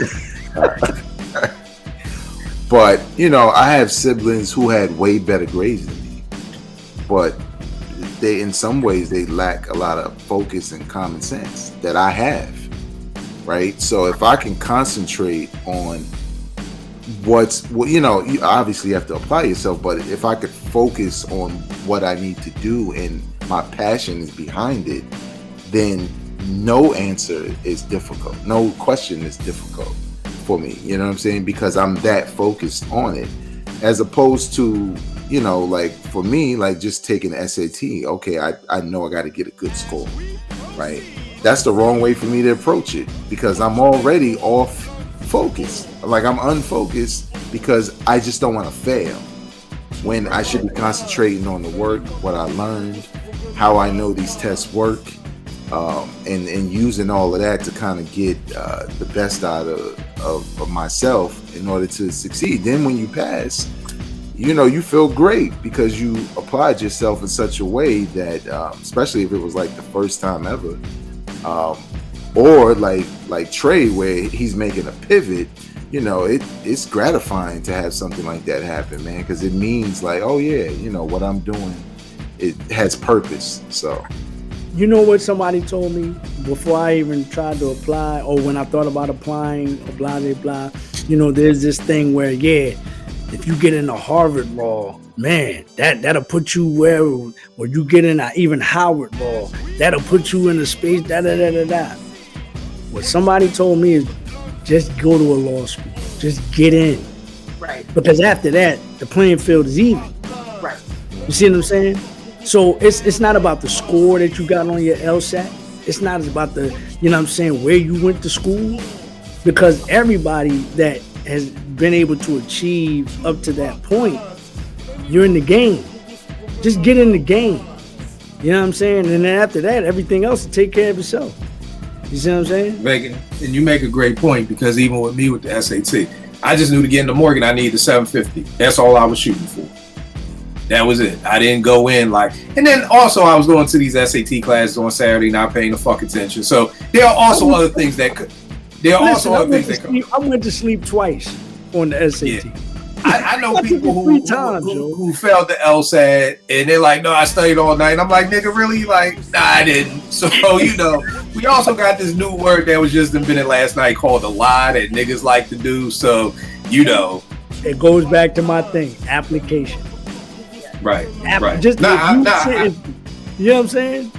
I agree with you. Like you said, the same application you put into becoming an MC. I always say, if I applied myself like academic to what I did for hip hop, nigga, I would have had a full scholarship to anywhere I wanted to go. Because you couldn't tell me I ain't sit in my room for 8 hours to practice freestyle, or sit in my room for 6 hours to practice DJ. So because I was like, no other DJ is gonna be doper than me. No other producer's gonna be. So if I was in my mind thinking like, no other nigga on this block in this hood gonna be smarter than me, so totally agree with you, Trey. So yeah, just another example, along with Tajay, again, who's an architect, Trey, who's a entertainment lawyer, and both still rhyming, because a lot of people who we've named, Joe's not rhyming, 50's not rhyming, D Nice not rhyming, Cameron, Light, I don't know what the fuck Kanye's doing. But so at the end of the day, like, a lot of these people aren't rhyming, whereas Trey and I don't know what he's doing. I tried to listen to that shit with the Ty Dolla $ign. I couldn't get through it. I went back to Usher, man. I just went back. So none of these people are rapping. Forrest, who you got up next on your list and what they doing? Yeah, so mine's one of the Tracy Lee smooth transition ones is Styles P as a nutritionist. And I feel like he's he's like 98% there.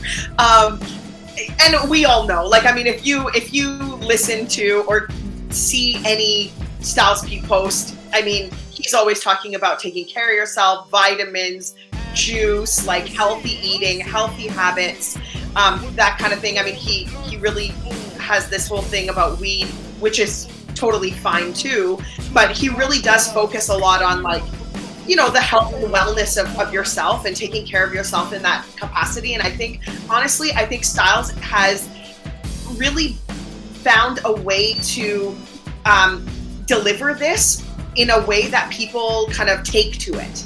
And I feel like he's really had an impact on a lot of people, whether it's just fans or, peers, colleagues, whatever, I just feel like we're seeing a lot more people take ownership of their health and wellness and focus on that. And maybe it's a lot of things. Maybe Styles is a catalyst for it, but I think he's a great mouthpiece for that. And I think that there's a lot to be said about health and wellness, especially as we age. So I think Styles as a nutritionist would be dope, super dope. That's dope. That's dope. I got CL Smooth on the voiceover tip. Same way with MC Light. I feel like that dude. At first, I was gonna say Jadakiss, but I'm like, Jada gonna scare some of these motherfuckers, you know, with this nigga voice. Like, he cannot do the Grammys, but I feel like CL Smooth just got that voice that could just, you know, whether it's again, no, I'm not gonna say it. I believe CL could do some voiceovers and commercials. I believe there are people who get voiceover commercials that need to call CL Smooth and get him to do it. Is much more smooth. On the R&B tip, I got Brandy being a vocal teacher. I mean, they call it a vocal Bible anyway, so I just feel like she could almost be like how Hakeem was you went to Hawk, if you was a big man and you was trying to learn how to, you know, get your footwork right and everything like that. I feel like Brandy could just be that vocal teacher and just charge your arm and leg for her to just, you know, school you on how to get your vocal cords and everything better on that. Vay, what you got up next, bro? I think if he did this exclusively, it would be dope. Snoop Dogg as a color commentator. He's already dipped his toe in it. He did pretty good too. He's just really good. And what told me that he would be good at that, like, I wasn't surprised. Like, I think the first time people really got a taste of it was during, I think, one of the Nate Robinson fight with the YouTube cat. Snoop was a color commentator and everybody kept talking about Snoop. But the first time for me where I knew he was entertaining in that way was when he did the voiceover for Call of Duty one time. And it was the most hilarious but fitting shit you ever heard in your life. Because you know how you have the voice of God that's in there that's like, you know, fucking coming out the back. I don't know if they saying that shit. But Snoop was saying shit, so he was kind of saying like hood shit, like, except for he wasn't using the N-word. But it was just funny, and it made the game more entertaining to me, at least. But when you see him talk, like when he did the voiceover for like snakes chasing a mongoose or some shit, it's the funniest shit I ever saw in my life, because he was talking about animals as if they were people, but you know he understood what was going on, but it was almost like he was a hood translator for what was happening on the screen, right? I think he would be really good at that, because I've seen like the cooking shit, and anytime you throwing a lobster in the damn pot and running away from it, I'm like, dog, what are you doing? What are you doing? Snoop had a cooking show? I can't keep up with. I think Snoop has done everything. With Martha's too. I think Snoop has done a little bit of everything that I just can't keep up with. This dude has done every genre of music. You know, got a reggae album, a gospel album, every album in the world. So I mean, which is crazy, because who would have ever thought? I was just listening to Deep Cover before the show started, and it's like, who would have thought that Snoop Eastwood somebody who was on trial for murder would end up where Snoop is right now? You know, this dude got a TV show with talking about coaching little kids, some comedy joint. Like, Snoop has just got his hands in everything, and it's amazing to see. Like, I would love to see. I know everybody wants to go to the Jay-Z School of Business. I would love to know how all these things came for Snoop, you know, because it's really amazing what he's been able to accomplish in the time he's been here. And I don't think anybody would have pegged him to have so much. His hands in so much stuff. Corona fucking commercials. I mean, this dude is everywhere. You know what I mean? I think it's personality, to be honest. He comes across as a very likable person, right? I mean, he's high all the time, but they don't seem to mind that shit. Right. And I think it just works for him. So, and he's down to do shit, like whatever. Like I saw a video, he was like in a video in a whole other country and shit, like in the video rapping like Snoop, like just he didn't give a shit. Like he's just doing what he's doing. He got cereal, all that shit. So, right. I think it works. Bro, what you got? I got Busta Rhymes as a brand ambassador. More, I feel like the energy, the personality, and he's been in the game a long time, so he's popular and visible. I think he would be good for like a brand ambassador. Some of this, like Vay said about Ghost, like some of the stuff that Snoop, some of those endorsements that he gets, like I think he would be good as a brand ambassador. Busta Rhymes. All right, that's dope. That's dope. Trey, who you got up?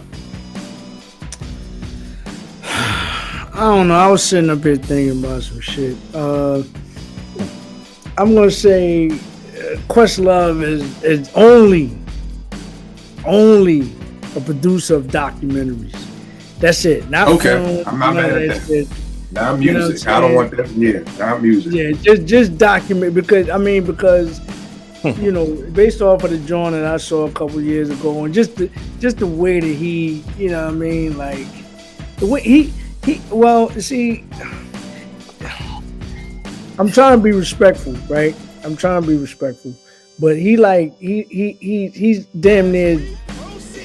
When he speaks about shit, he almost speaks about it in an overeducated manner, like he's like the way he describes certain shit. But I think that's befitting from a documentary style, like, you know what I'm saying? When he's talking about certain subjects and things like that, he puts it in a way where it's kind of like almost over analytical, but I think that's befitting for a documentary. Like, so he'll gather these people that will be able to speak, in this manner about this particular subject, blah, blah, blah, whatever it is, whether it be music, whatever, but I think he has the type of mindset to be able to create those types of productions. You know what I'm saying? Yeah, and that joint, I forgot what was the name of the joint he did on that concert. The 70s, the soul music shit, yeah. So I'm not mad at that at all. I definitely think that will be up. Porsche, you got left, miss? You know what? I don't. All right, cool. You done? All right, no doubt. I'm going to run through who I got left. I got meth and red, weed dispensaries. You know what I mean? Like, them dudes should have weed dispensaries in, like, every city across this. You never know. About Snoop. I was gonna say like one day red and meth may be behind the counter. Like, you know what I mean? Come to the, to the blackout, weed dispensaries. I don't know how good this boy is, but it seemed like he nice with his hands. I said Beans getting a boxing gym, like on some Cuddy shit, like from The Wire. Like Beans having a gym in North Philly, but I don't know if he's a real boxing boy. He may just be nice with his hands. I don't know if he's teaching anybody, but whenever I think of Beans, I just think of that. I got Jazzy Jeff doing a turntable class for the playlisters. And what I call the playlisters are the people who say they're DJs, but don't own no fucking vinyl. Boys and girls out there, if you don't own any vinyl, you're not a fucking DJ. Now, y'all know me. I will always give props for what you do. You may be a playlister. That basically means you make a playlist up and you play that shit, but you're not a DJ. So I'm not discrediting your playlist. You may always get the aux cord, salute. But nigga, if you don't own any records, you're not a fucking DJ. So I think, and I know they have the Scratch Academy and different things like that where people could go, but I definitely think Jeff having a class, and I know he's done some stuff on that online thing, I forgot what it's called, Masterclass or something. Like, I know he had a masterclass on like producing and things like that, but when I think of Jazzy Jeff, I don't think producer, I think DJ first and foremost, so I think that would be dope. I think Kendrick Lamar will make an amazing creative director. For most of his videos, I did the knowledge, and it was like he's always directing them with this other person. And I mean, Kendrick's videos are always just off the hook, so I definitely think I could see that in a cinematic form. I don't know if the nigga's still in shape, but back in the day, Tretch could have been a personal trainer. Same thing with Saigon. Like, these niggas could be some personal trainers, some shit like that. And on some funny shit to end this, I got Solange teaching a self-defense class, and I got Rock Marcy being a pimp. So who being a pimp? Rock Marcy. He probably is a pimp right now as we speak. And he just fucking is probably a pimp first, rapper second. But I saw Solange in the elevator. She can teach a self-defense class. So, just on some comedy shit. Babe, what you got up left, bro? Andre 3000. I think he should play the flute. Oh. No? Oh, he already does that. Okay. Right. He already did that. man. And how did that shit not make anybody's album of the year? As much shit as niggas gave me for the whole week leading up to that album, that should have been everybody's album of the year. You know what's funny about that? It was so many people talking about a type of music, which is ambient, because that's what that shit was, that they don't really understand, right? And even if you're thinking about Bobby Humphries and shit, like that's not what that is. Like her shit is more rhythm based.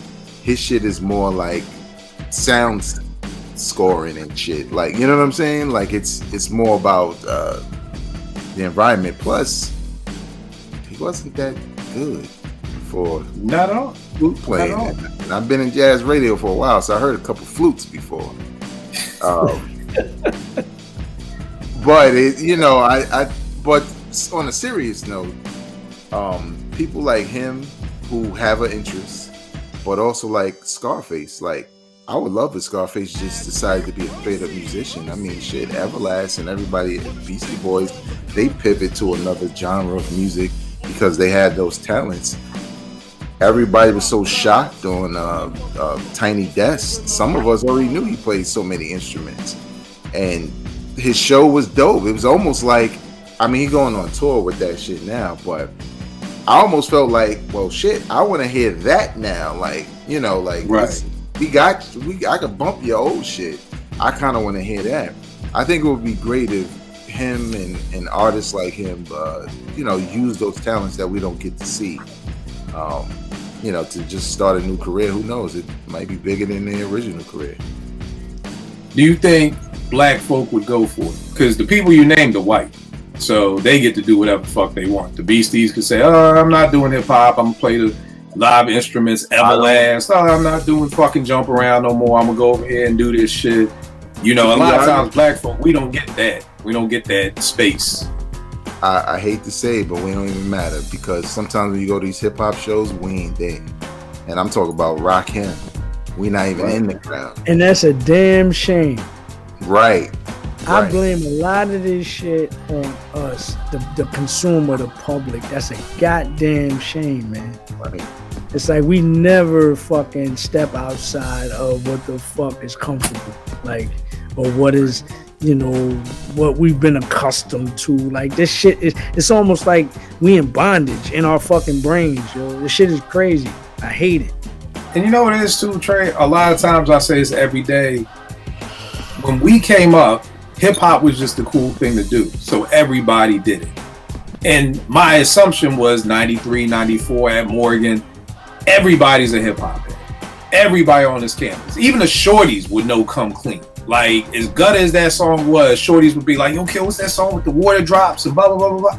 Like, so to me, everybody was a hip hop head. But as I graduated and niggas got married and shit like that, and you talk to people and it's like, "Yo, you heard the new such album?" "Nah, I ain't heard nothing in a while." So it started to show me that a lot of people who listen to hip hop was just listening to it because at that time we was in college, it was the cool thing to do. But post 2000, a lot of them niggas who I thought were hip hop heads hadn't heard anything. You know what I mean? So I also wonder how many of us are still there. And I'm with you, Trey, because even I know there are enough people in DC that should still be hip hop heads to be able to pack out the Howard Theater so that the crowd is predominantly black folk. Because shit, y'all on Twitter all day on these rappers' dicks. The least you can do is go to their goddamn shows. So you got that part. But yeah, I just wonder because, like I said, a lot of my friends, like, to be honest with you, is one of the reasons why I love doing this show, because some of the boys I grew up with don't even listen to hip hop no more. I can't talk to them about Daytona. They don't know shit about Pusha T. They know the fucking clips and grinding, but that's about it. You know what I mean? So I also wonder that. I also wonder how many of us in our 48 and up are really still hip hop heads, you know, who are really gonna go out to the Howard Theater. I'm not gonna hold you. I'm with my fibromyalgia at 50, nigga, I need a seat. I can't do these stand-up venues no more, man. I'm not even gonna hold you on that. I need a seat. Like, and see, that's a part of the issue too, because there's an evolution that must occur. You know what I'm saying? Not to say that, you know, we wouldn't go out and watch a show, but there are certain conditions that it must be under at this stage in the game that you can't do the type of show that you were doing when we were 20. You see what I'm saying? Dog, I told you I was at a Benny the Butcher show and there was 17 opening acts. 17. Damn. 17, nigga. I was tweeting. Niggas remember on Twitter. I was tweeting the whole fucking night. Like, I'm about to leave, y'all. I can't take one more act. I can't do this. I got there at 9 o'clock and Benny ain't come on until like 11:45. That's over 2.5 hours of standing the fuck up. Even without fibromyalgia. Who the fuck want to stand up for 2.5 hours to see a whole bunch of local niggas who you ain't even want to see? That's a different. You know what I mean? So that's also the problem too. Raphael Sadiq was at the 930 Club. No more. Dog, I need a seat. It's gonna have to be like D'Angelo or somebody crazy coming out that I'm like, all right, let me try to stand, you know, because that shit is just dead. So, like you said, is that, but I'm with you, Veg. Like, we do need to show out, especially for the Rakims, and y'all better show out for Kumo D. Kumo D going to, I want all you wild Westerners who's on my timeline to be out there with your fucking cowgirl hats on and your fucking cowgirl boots and your fucking God. He got the King Jaffe Jofa outfit now. Like right. Well, I don't know what he is. I'm talking about. I just want the wild Westerners out there. Since y'all love that motherfucker so much, I want the trench coat. I want you to be like, I want the knife. I want all that shit. I want Golden Child paraphernalia, everything at the Kumo D show. So if I hear Kumo D going on tour, my word, y'all motherfuckers better be there. Y'all better be there. A lot of smoke. Cats blow a lot of smoke. You already hell yeah. Niggas was talking about Kumo D like he was like they was going crazy on Twitter. Like I was just like, wow. Like saying he washed LL, all types of shit. I was like, damn. Yo, you see, I ain't even. But see, here's the thing. This is the thing. I ain't even bother you two niggas. I didn't even bother you two. I didn't even want to. I didn't even want to bother your days. I ain't even want to bother y'all. When somebody said that, niggas was like, yo, I ain't never seen nobody. I ain't never seen Kumo D talk about any time like that. I said, nigga, it happens once a year. Once a year, some random nigga says, jumps out the fucking window like Kumo D washed LL. Some nigga this year was like Kumo D had LL up against the ropes. And I'm like, nigga, with that lazy lover, lack of basic liquor, nigga, no, stop. Nobody had nobody up against the ropes, my nigga, stop. Just stop. So if Mo D go on tour, y'all motherfuckers better be there in full force. All you cowgirls, be there in full force. Just for the record, I rock with Mo D, but I get it. What you said? I said, just for the record, I rock with Mo D, but I get what you're saying. And here's the thing. It's not that I don't rock with Mo D. I just think, and I've learned this from you, Trey, like a lot, I've gone back and listened to a lot of Treacherous 3. I think Mo D, in my opinion, his legacy is through the Treacherous 3 and what he was doing during those days. Like I said, when I brought the first album with Go See the Doctor, coming from the Treacherous 3, that's not what I was expecting. Yeah. You know? So that first album wasn't good. The music changed by then. The music had changed by then. Right. Yep. So that first album wasn't good. The second album only had How You Like Me Now and fucking Wild Wild West. The rest of that album wasn't good. The next album wasn't good. Even the song he had with KRS and fucking Chuck D was horrible, in my opinion. So solo career wise, he had two gigantic, huge, stellar hits. But as a career, it's almost like when we was talking about, can you separate Ray from the Wu? And separating Mo D from the Treacherous 3, his solo career was not very eventful. Like, just keeping it a buck, it wasn't. And again, if we just go back to our boxes, 2 big ass songs ain't enough to get you on the second level. It really just isn't. You know, now Treacherous 3 Days, that's something different. That's why I said, to me, that's where his legacy belongs. And again, the thing that I was just saying about Mo D, I think he would say the same thing. Honestly, I don't, because I saw his report card where he graded himself the greatest rapper of all time. So I'm gonna go out on a limb and say I don't know. You gotta consider. See, and I feel you on that, because you have to consider where I think his mindset is coming from. Treacherous 3, where they created a situation that was brand new, that nobody had ever attempted or heard. So he's coming from. I don't think he's coming from the solo Mo D perspective. That's just my opinion. Right. But and keep in mind, I just said he did not win the battle, and nobody wanted to dress like Mo D. That was the extent of my slander. Was those 2 things. Because one nigga was like, nah, Mo D had the fashion sense too. And I'm like, nigga, unless you want to be Eddie Murphy in 87, nigga, I don't know if Mo D had the fashion sense. Like, I remember watching Kid and Play saying, oh, I want to grow a high top fade, or seeing Kwame, yo, I want to get the hair dye. I never looked at a Mo D video and walked away like, Mom, can you buy me a cowboy hat? Never fucking happened. Bro, you got anybody left? I don't know anybody who wanted to wear the fucking leather trench coat with the shoulder pads.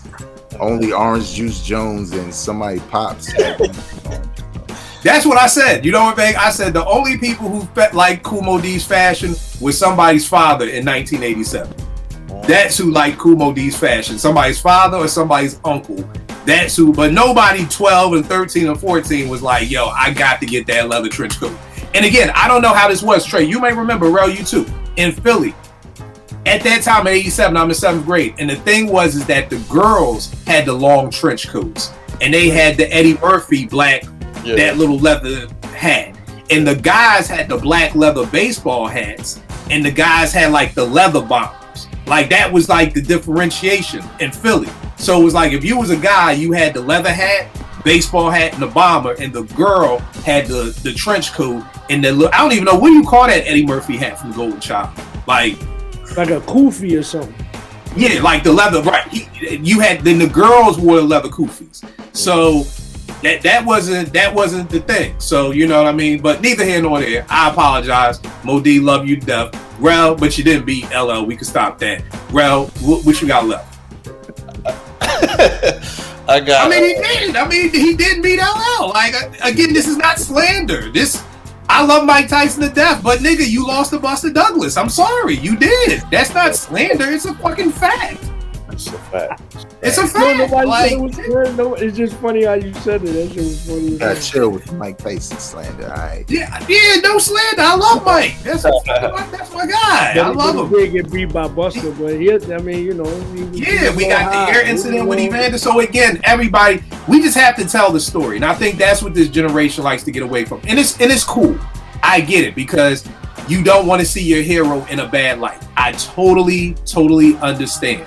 But you can't tell the true story. Spink, man. Come on, man. Right, but you can't if you're gonna tell the story, you gotta tell the whole story. Like that's my only thing. I get it. We want to keep our heroes in high places, but if you took the L, you took the L. You know what I mean? So Leon, you got anybody? Yeah, Leon. Yeah. No teeth, Leon. No teeth, Leon. Yo. Beat Muhammad Ali. Took the L. What you got left, bro? I got one more. I got Erykah Badu as a sex therapist.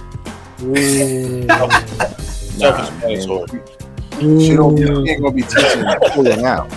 Right. Yo, you gonna have people not having sex. They gonna be having tantric sex, man. They gonna be having kids. Something going on. Badu's a bad son of a. Something going on. If I'm not mistaken, she's a doula, right? Yeah. Okay. Yeah, I definitely could see that. Like I can see her doing that. You know what? I forgot that too. I had Kindred the Family Soul Fatin and Asia being marriage counselors.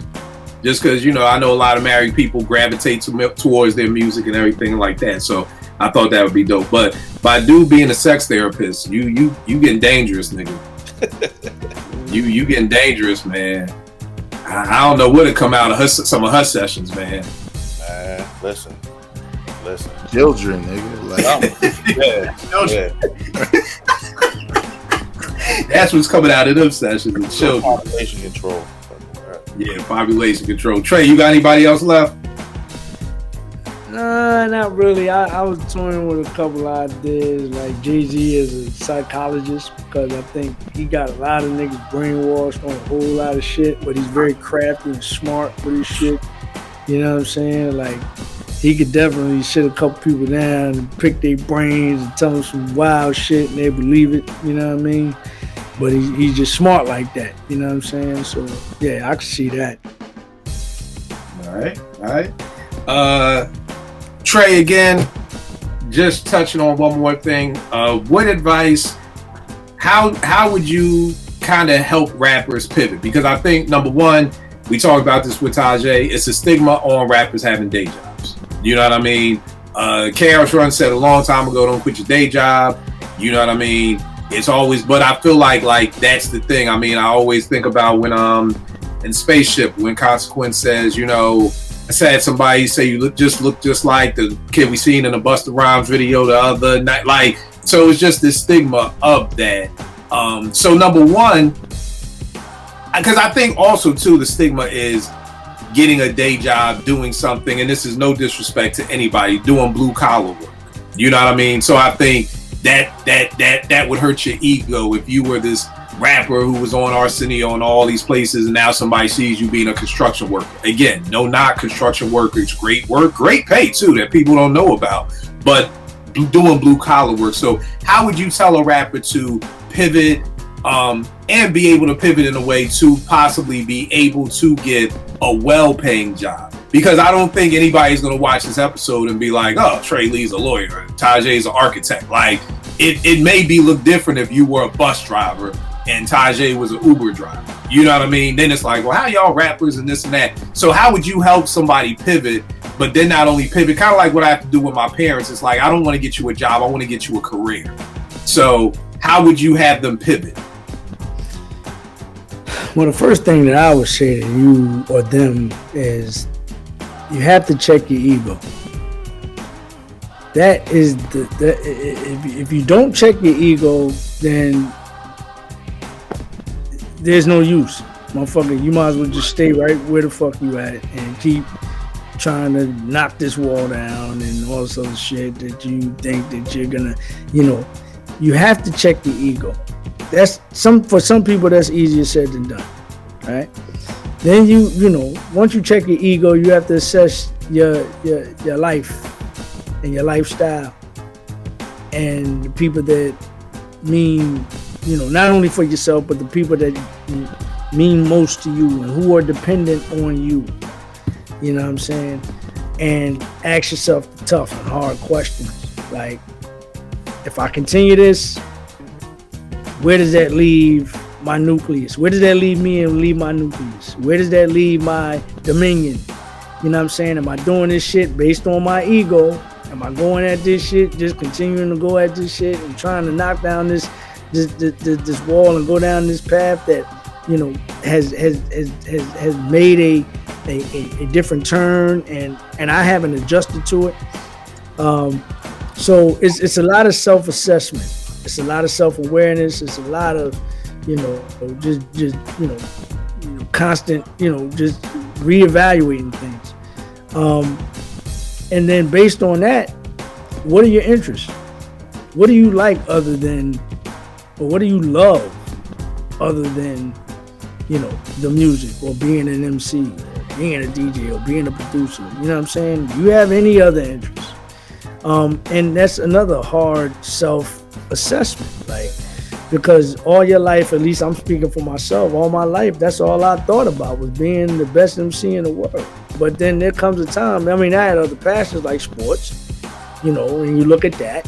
And so if you're looking at the passions that you have, then you think about, once you make this, you know, the self-check with the ego, and once you make this assessment as far as, you know, where you are and who's depending on you and how do you view yourself and what your passions are, then you take that and you say, well, what else can I do within the realm of my passion?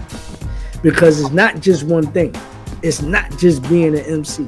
It's not just being a ball player. There are several different, you know, industries and jobs that are surrounded by this particular passion. And then you have to be willing to make that pivot based on your initial passion. You know what I'm saying? Again, it goes back to the decision. You have to make the decision.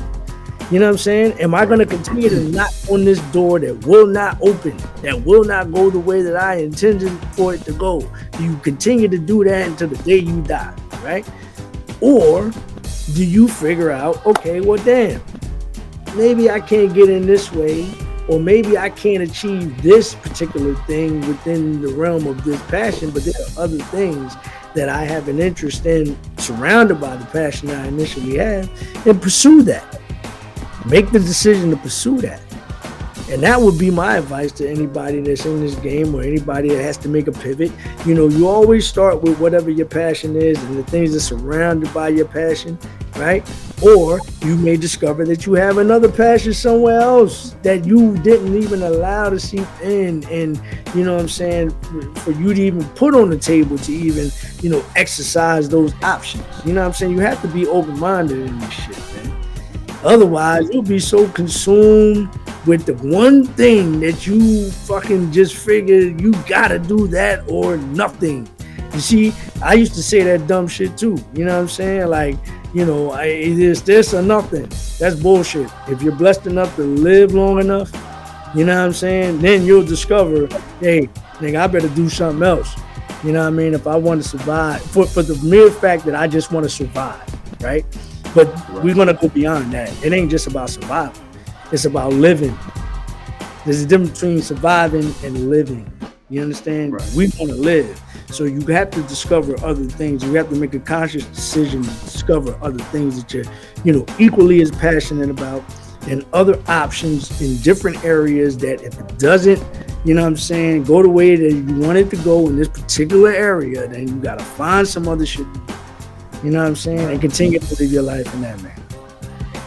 Let's go. Without long-winded. No. Nah, bro. I mean, the biggest thing is that, you know, I want young MCs, indie MCs to understand, like, that there's nothing wrong with having that day job. You know what I mean? In fact, the day job is what you want to have.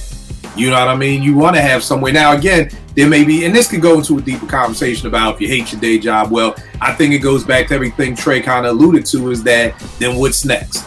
And I have these conversations with a lot of people who are my age, who are 50, who hate their job. And it's like, all right, so what we doing next, bro? Like, what we going to do?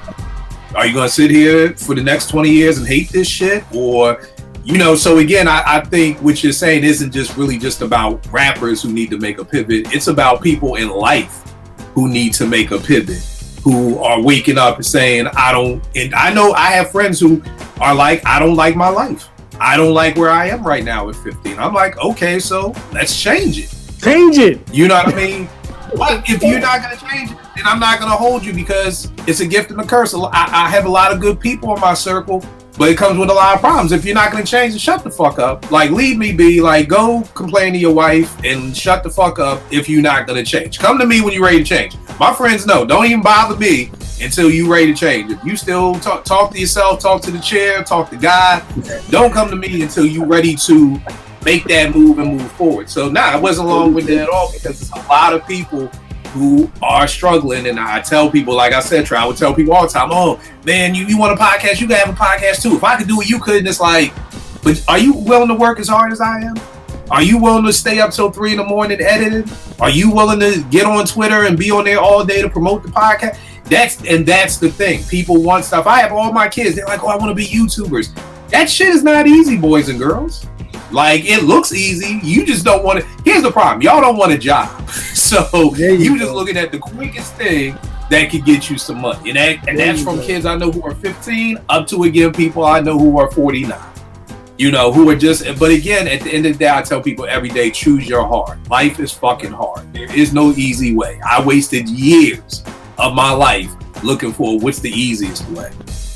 And it wasn't until I accepted doing the hard shit, and that's where the treasure came from. You put in the work, now I see the feedback. I was telling somebody earlier, and I'm gonna get to you, Veg. I was telling somebody earlier, I never understood why Jordan wanted so many chips. I would have just been like, my old personality was just give me one chip. I just don't want to be Ewan. I don't want to be Barkley. I don't want to be that nigga who's the shit, but don't have a ring. Just give me one ring. But see, once you start putting the hard work into play, and you start seeing you start reaping those rewards, you want more. So see, now I understand the Jordan and the Mamba mentality of, no, I want all the championships. Because with more championships comes more accolades, which comes more money, which comes more shit I can do.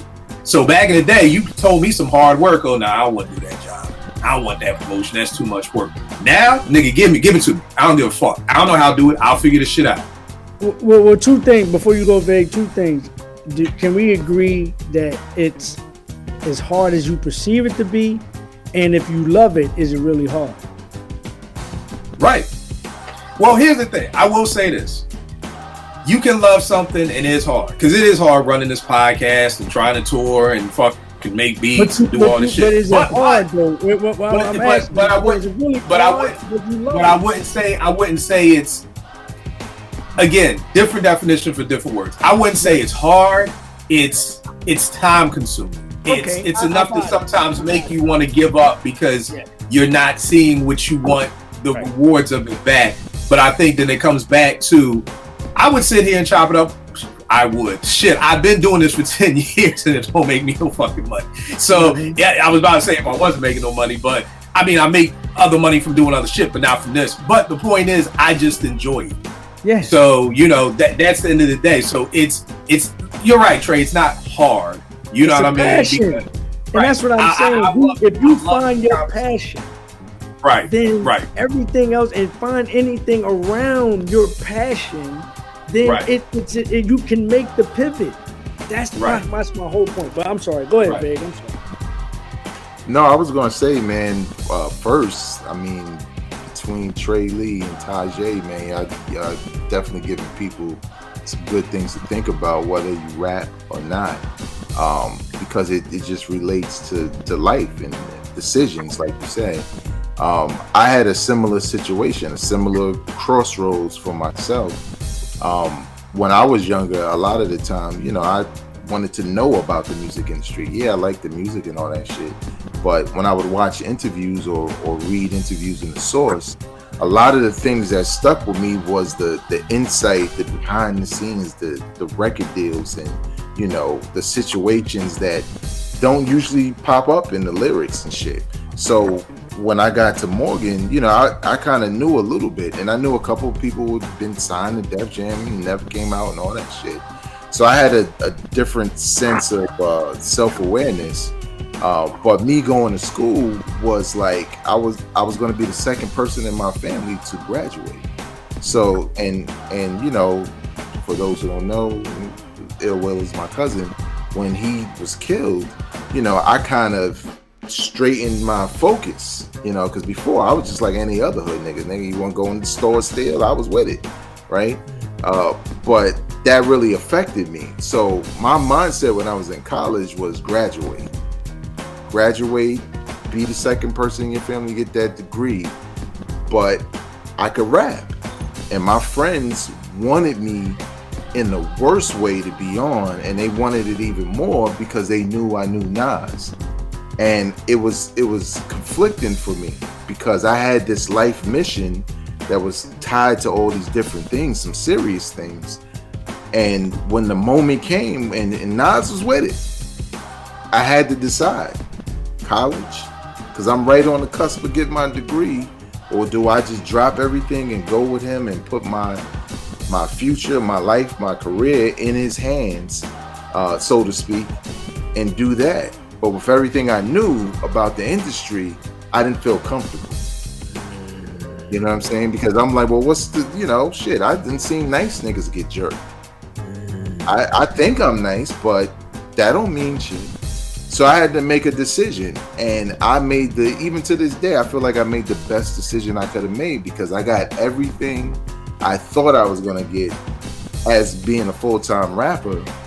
But now I do it, as y'all see, out of passion. Like, oh, I hear some shit that's hot. Okay, let me write a couple bars and shit, and then go to work and do what I do. And it's all my passion. So I think it's what works for you, but never feel like you missed your calling or you made the wrong decision. Because a lot of people would tell me that all the time, especially with comedy. But I'm like, nigga, I ain't writing jokes, nigga. Like, that ain't... You get these jokes for free, like, you know what I'm saying? But I just think to Trey's point, it relates to anybody and everybody. It's all about your choices, and you may slip up and make the wrong choice, but you always got the opportunity to pivot, double back, change, and do something else. So I think that's dope. Great story, bro. Great story. God damn it, great story. And Trey, I think one of the questions you said, is it hard? I guess you know what it is, and I tell people all the time, choose your hard. Life is hard. Life itself is hard. You know what I'm saying? And for years I thought my thing was I'm Slick Rick. Like, what's the easiest route? What's the easiest way? There is no easy way. It's just fucking hard. So it's kind of like choose your heart. Like I did something when I was in LA and I said quit for what? Because there's a lot of people out there who want to quit rhyming, who want to quit doing different things. I got some friends who want to quit school, and I'm like, quit for what? Like, what are you quitting for? Like, when I was in LA, I met this dude who has a store called Apartment 4B, and my man Echo connected us because I was like, yo, we neighbors, nigga. We should do some shit together, whatever like that. He was saying he used to be a producer. Some shit happened. He sued somebody, got a bag, and then he started his store. And he was like, the shit I wanted from the producing, I get from the store. Because, like, this store is the shit in LA. Like, if you're West Side Gun, if you're Benny, you want to do a pop-up at Apartment 4B. Lines around the corner, sneaker premieres, anything. So he's like, the life I thought I was going to have being a producer, I actually have here. So that's what I mean, quit for what? His idea was I'm going to quit making beats, but I'm going to do a store. Whereas a lot of the people I know who are quitting are just like, quit. And I'm like, but quit for what? Because the shit is hard? Shit, life is hard, my nigga. You know what I mean? So it's kind of like, that's my thing. So choose your heart. I tell people losing weight, it was hard. Staying fat, that was hard. You know what I mean? Choose your heart. But usually one of the hards comes with a promise. And what I mean by that was if I kept the weight on with fibromyalgia and scoliosis, I would just be miserable and more pain. It is hard because I be counting calories like a motherfucker. I don't have cheat days. So I go on vacation and be in Jamaica at all-inclusive resorts, fucking like, can I get 2 shrimp and 1 French fry? Like, and it's hard because I want to eat everything. But guess what? I like the way I look. I like the way my clothes fit. I'm healthier. So even though it's hard to do that, it does come with like some promises where just eating whatever I want to eat, being fat, and having my doctor tell me you need to lose 50 pounds, there ain't no promise with that. So that's how I'm always like, so same thing like you, Trey, you could choose your heart and go to law school. Is it going to be hard? Yeah, but I come out with a degree. I could keep doing what I'm doing, working wherever I work, making nothing, and that's hard too. So choose your heart. So all that to say, great show. I'm excited because both these MCs right here are cooking up right now, and I cannot wait to hear what they're coming up with. Rel Tresvant got the R&B album being executive produced by JR, the R&B guru. JR is sitting here in the studio with us, asking all kinds of inquisitive questions about what Rel is going to do with these songs. Yeah. Rel, what's going on, man, with the album? Yeah, man. Listen, it's been a rough week. I'm in a full black Dickie suit, so you know what type of time I'm on. If you from Philly, you know that was our uniform. That's go to war right there. Yeah. So that's warfare clothing. Yeah, I'm cooking up. Album is real soulful. It's called "It's Not You, It's Me," and I'm just, I like the title. Outlining for it right now, but Vegas gonna be on there working on some other things, so we're gonna make it happen. We got Vegas over here sending me shit every day. That's fucking blowing my fucking mind. I can't wait for this shit, man. What's good with you, Veg? Yeah, man. Every now and again I get the bug. I kind of feel like right before our birthday I get the bug, and then I just need music and need an outlet to kind of. We dropping this on our birthday. For people who don't know, me and Veg and Eddie Murphy share the same birthday. I used to love that shit growing up. I'd be like, yo, me and Eddie Murphy related. We got the same birthday. Like, that shit blew my mind. I was like 11 or 12 when I found that shit. I was like, oh shit, Eddie, my brother. Like, no, nigga, you ain't got no money. He ain't your so, but yeah, we trying to drop this for the birthday?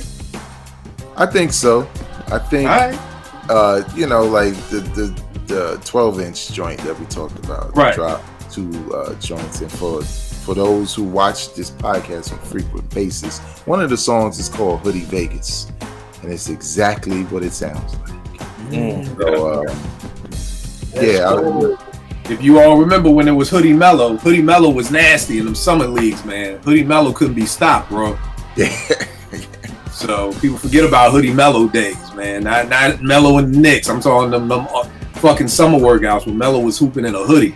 You know what I mean? So that's what we looking for. But Veg, where can they get at you? Tell them all about the podcast, everything you got cooking up otherwise.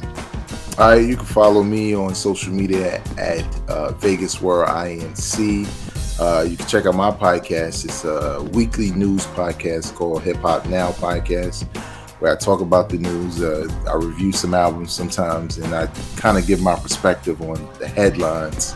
And I have on that channel, which is on YouTube, I have a segment that I started called Tale of the Tapes, where I take one of the cassette tapes out of my garage that somehow I still have all of them shits. And I just tell a quick 2-minute maybe story about, you know, what I thought about the album, how I bought it. And I think what would be appealing to most people, especially not only being a hip hop head, but just a music fan. I used to go to the record store like all the time. Like when my mother started giving me allowance, that was like a license to go there only. I wouldn't even eat. I would just go there and be like, yo, let me get even if nothing was out, I would be in there for 2 hours trying to find something that I don't know. So there's like West Coast shit I got that some niggas like, damn, ain't you from Brooklyn? Like, yeah, but I bought this shit back in 93. Now, were you at Beat Street? Oh, all the time, man. Beat Street. Yeah. And shout out to DJ Goldfinger, because that dude was really like nice to a young brother like myself. When I would go up in there, he was the DJ at Beat Street. You know, you asked him a question, it was like the nigga knew every record in there. Like, oh, you don't want that, shorty, because blah, blah, blah. But we don't get that now. We get, you know, it's classic at midnight, niggas on Twitter. Right.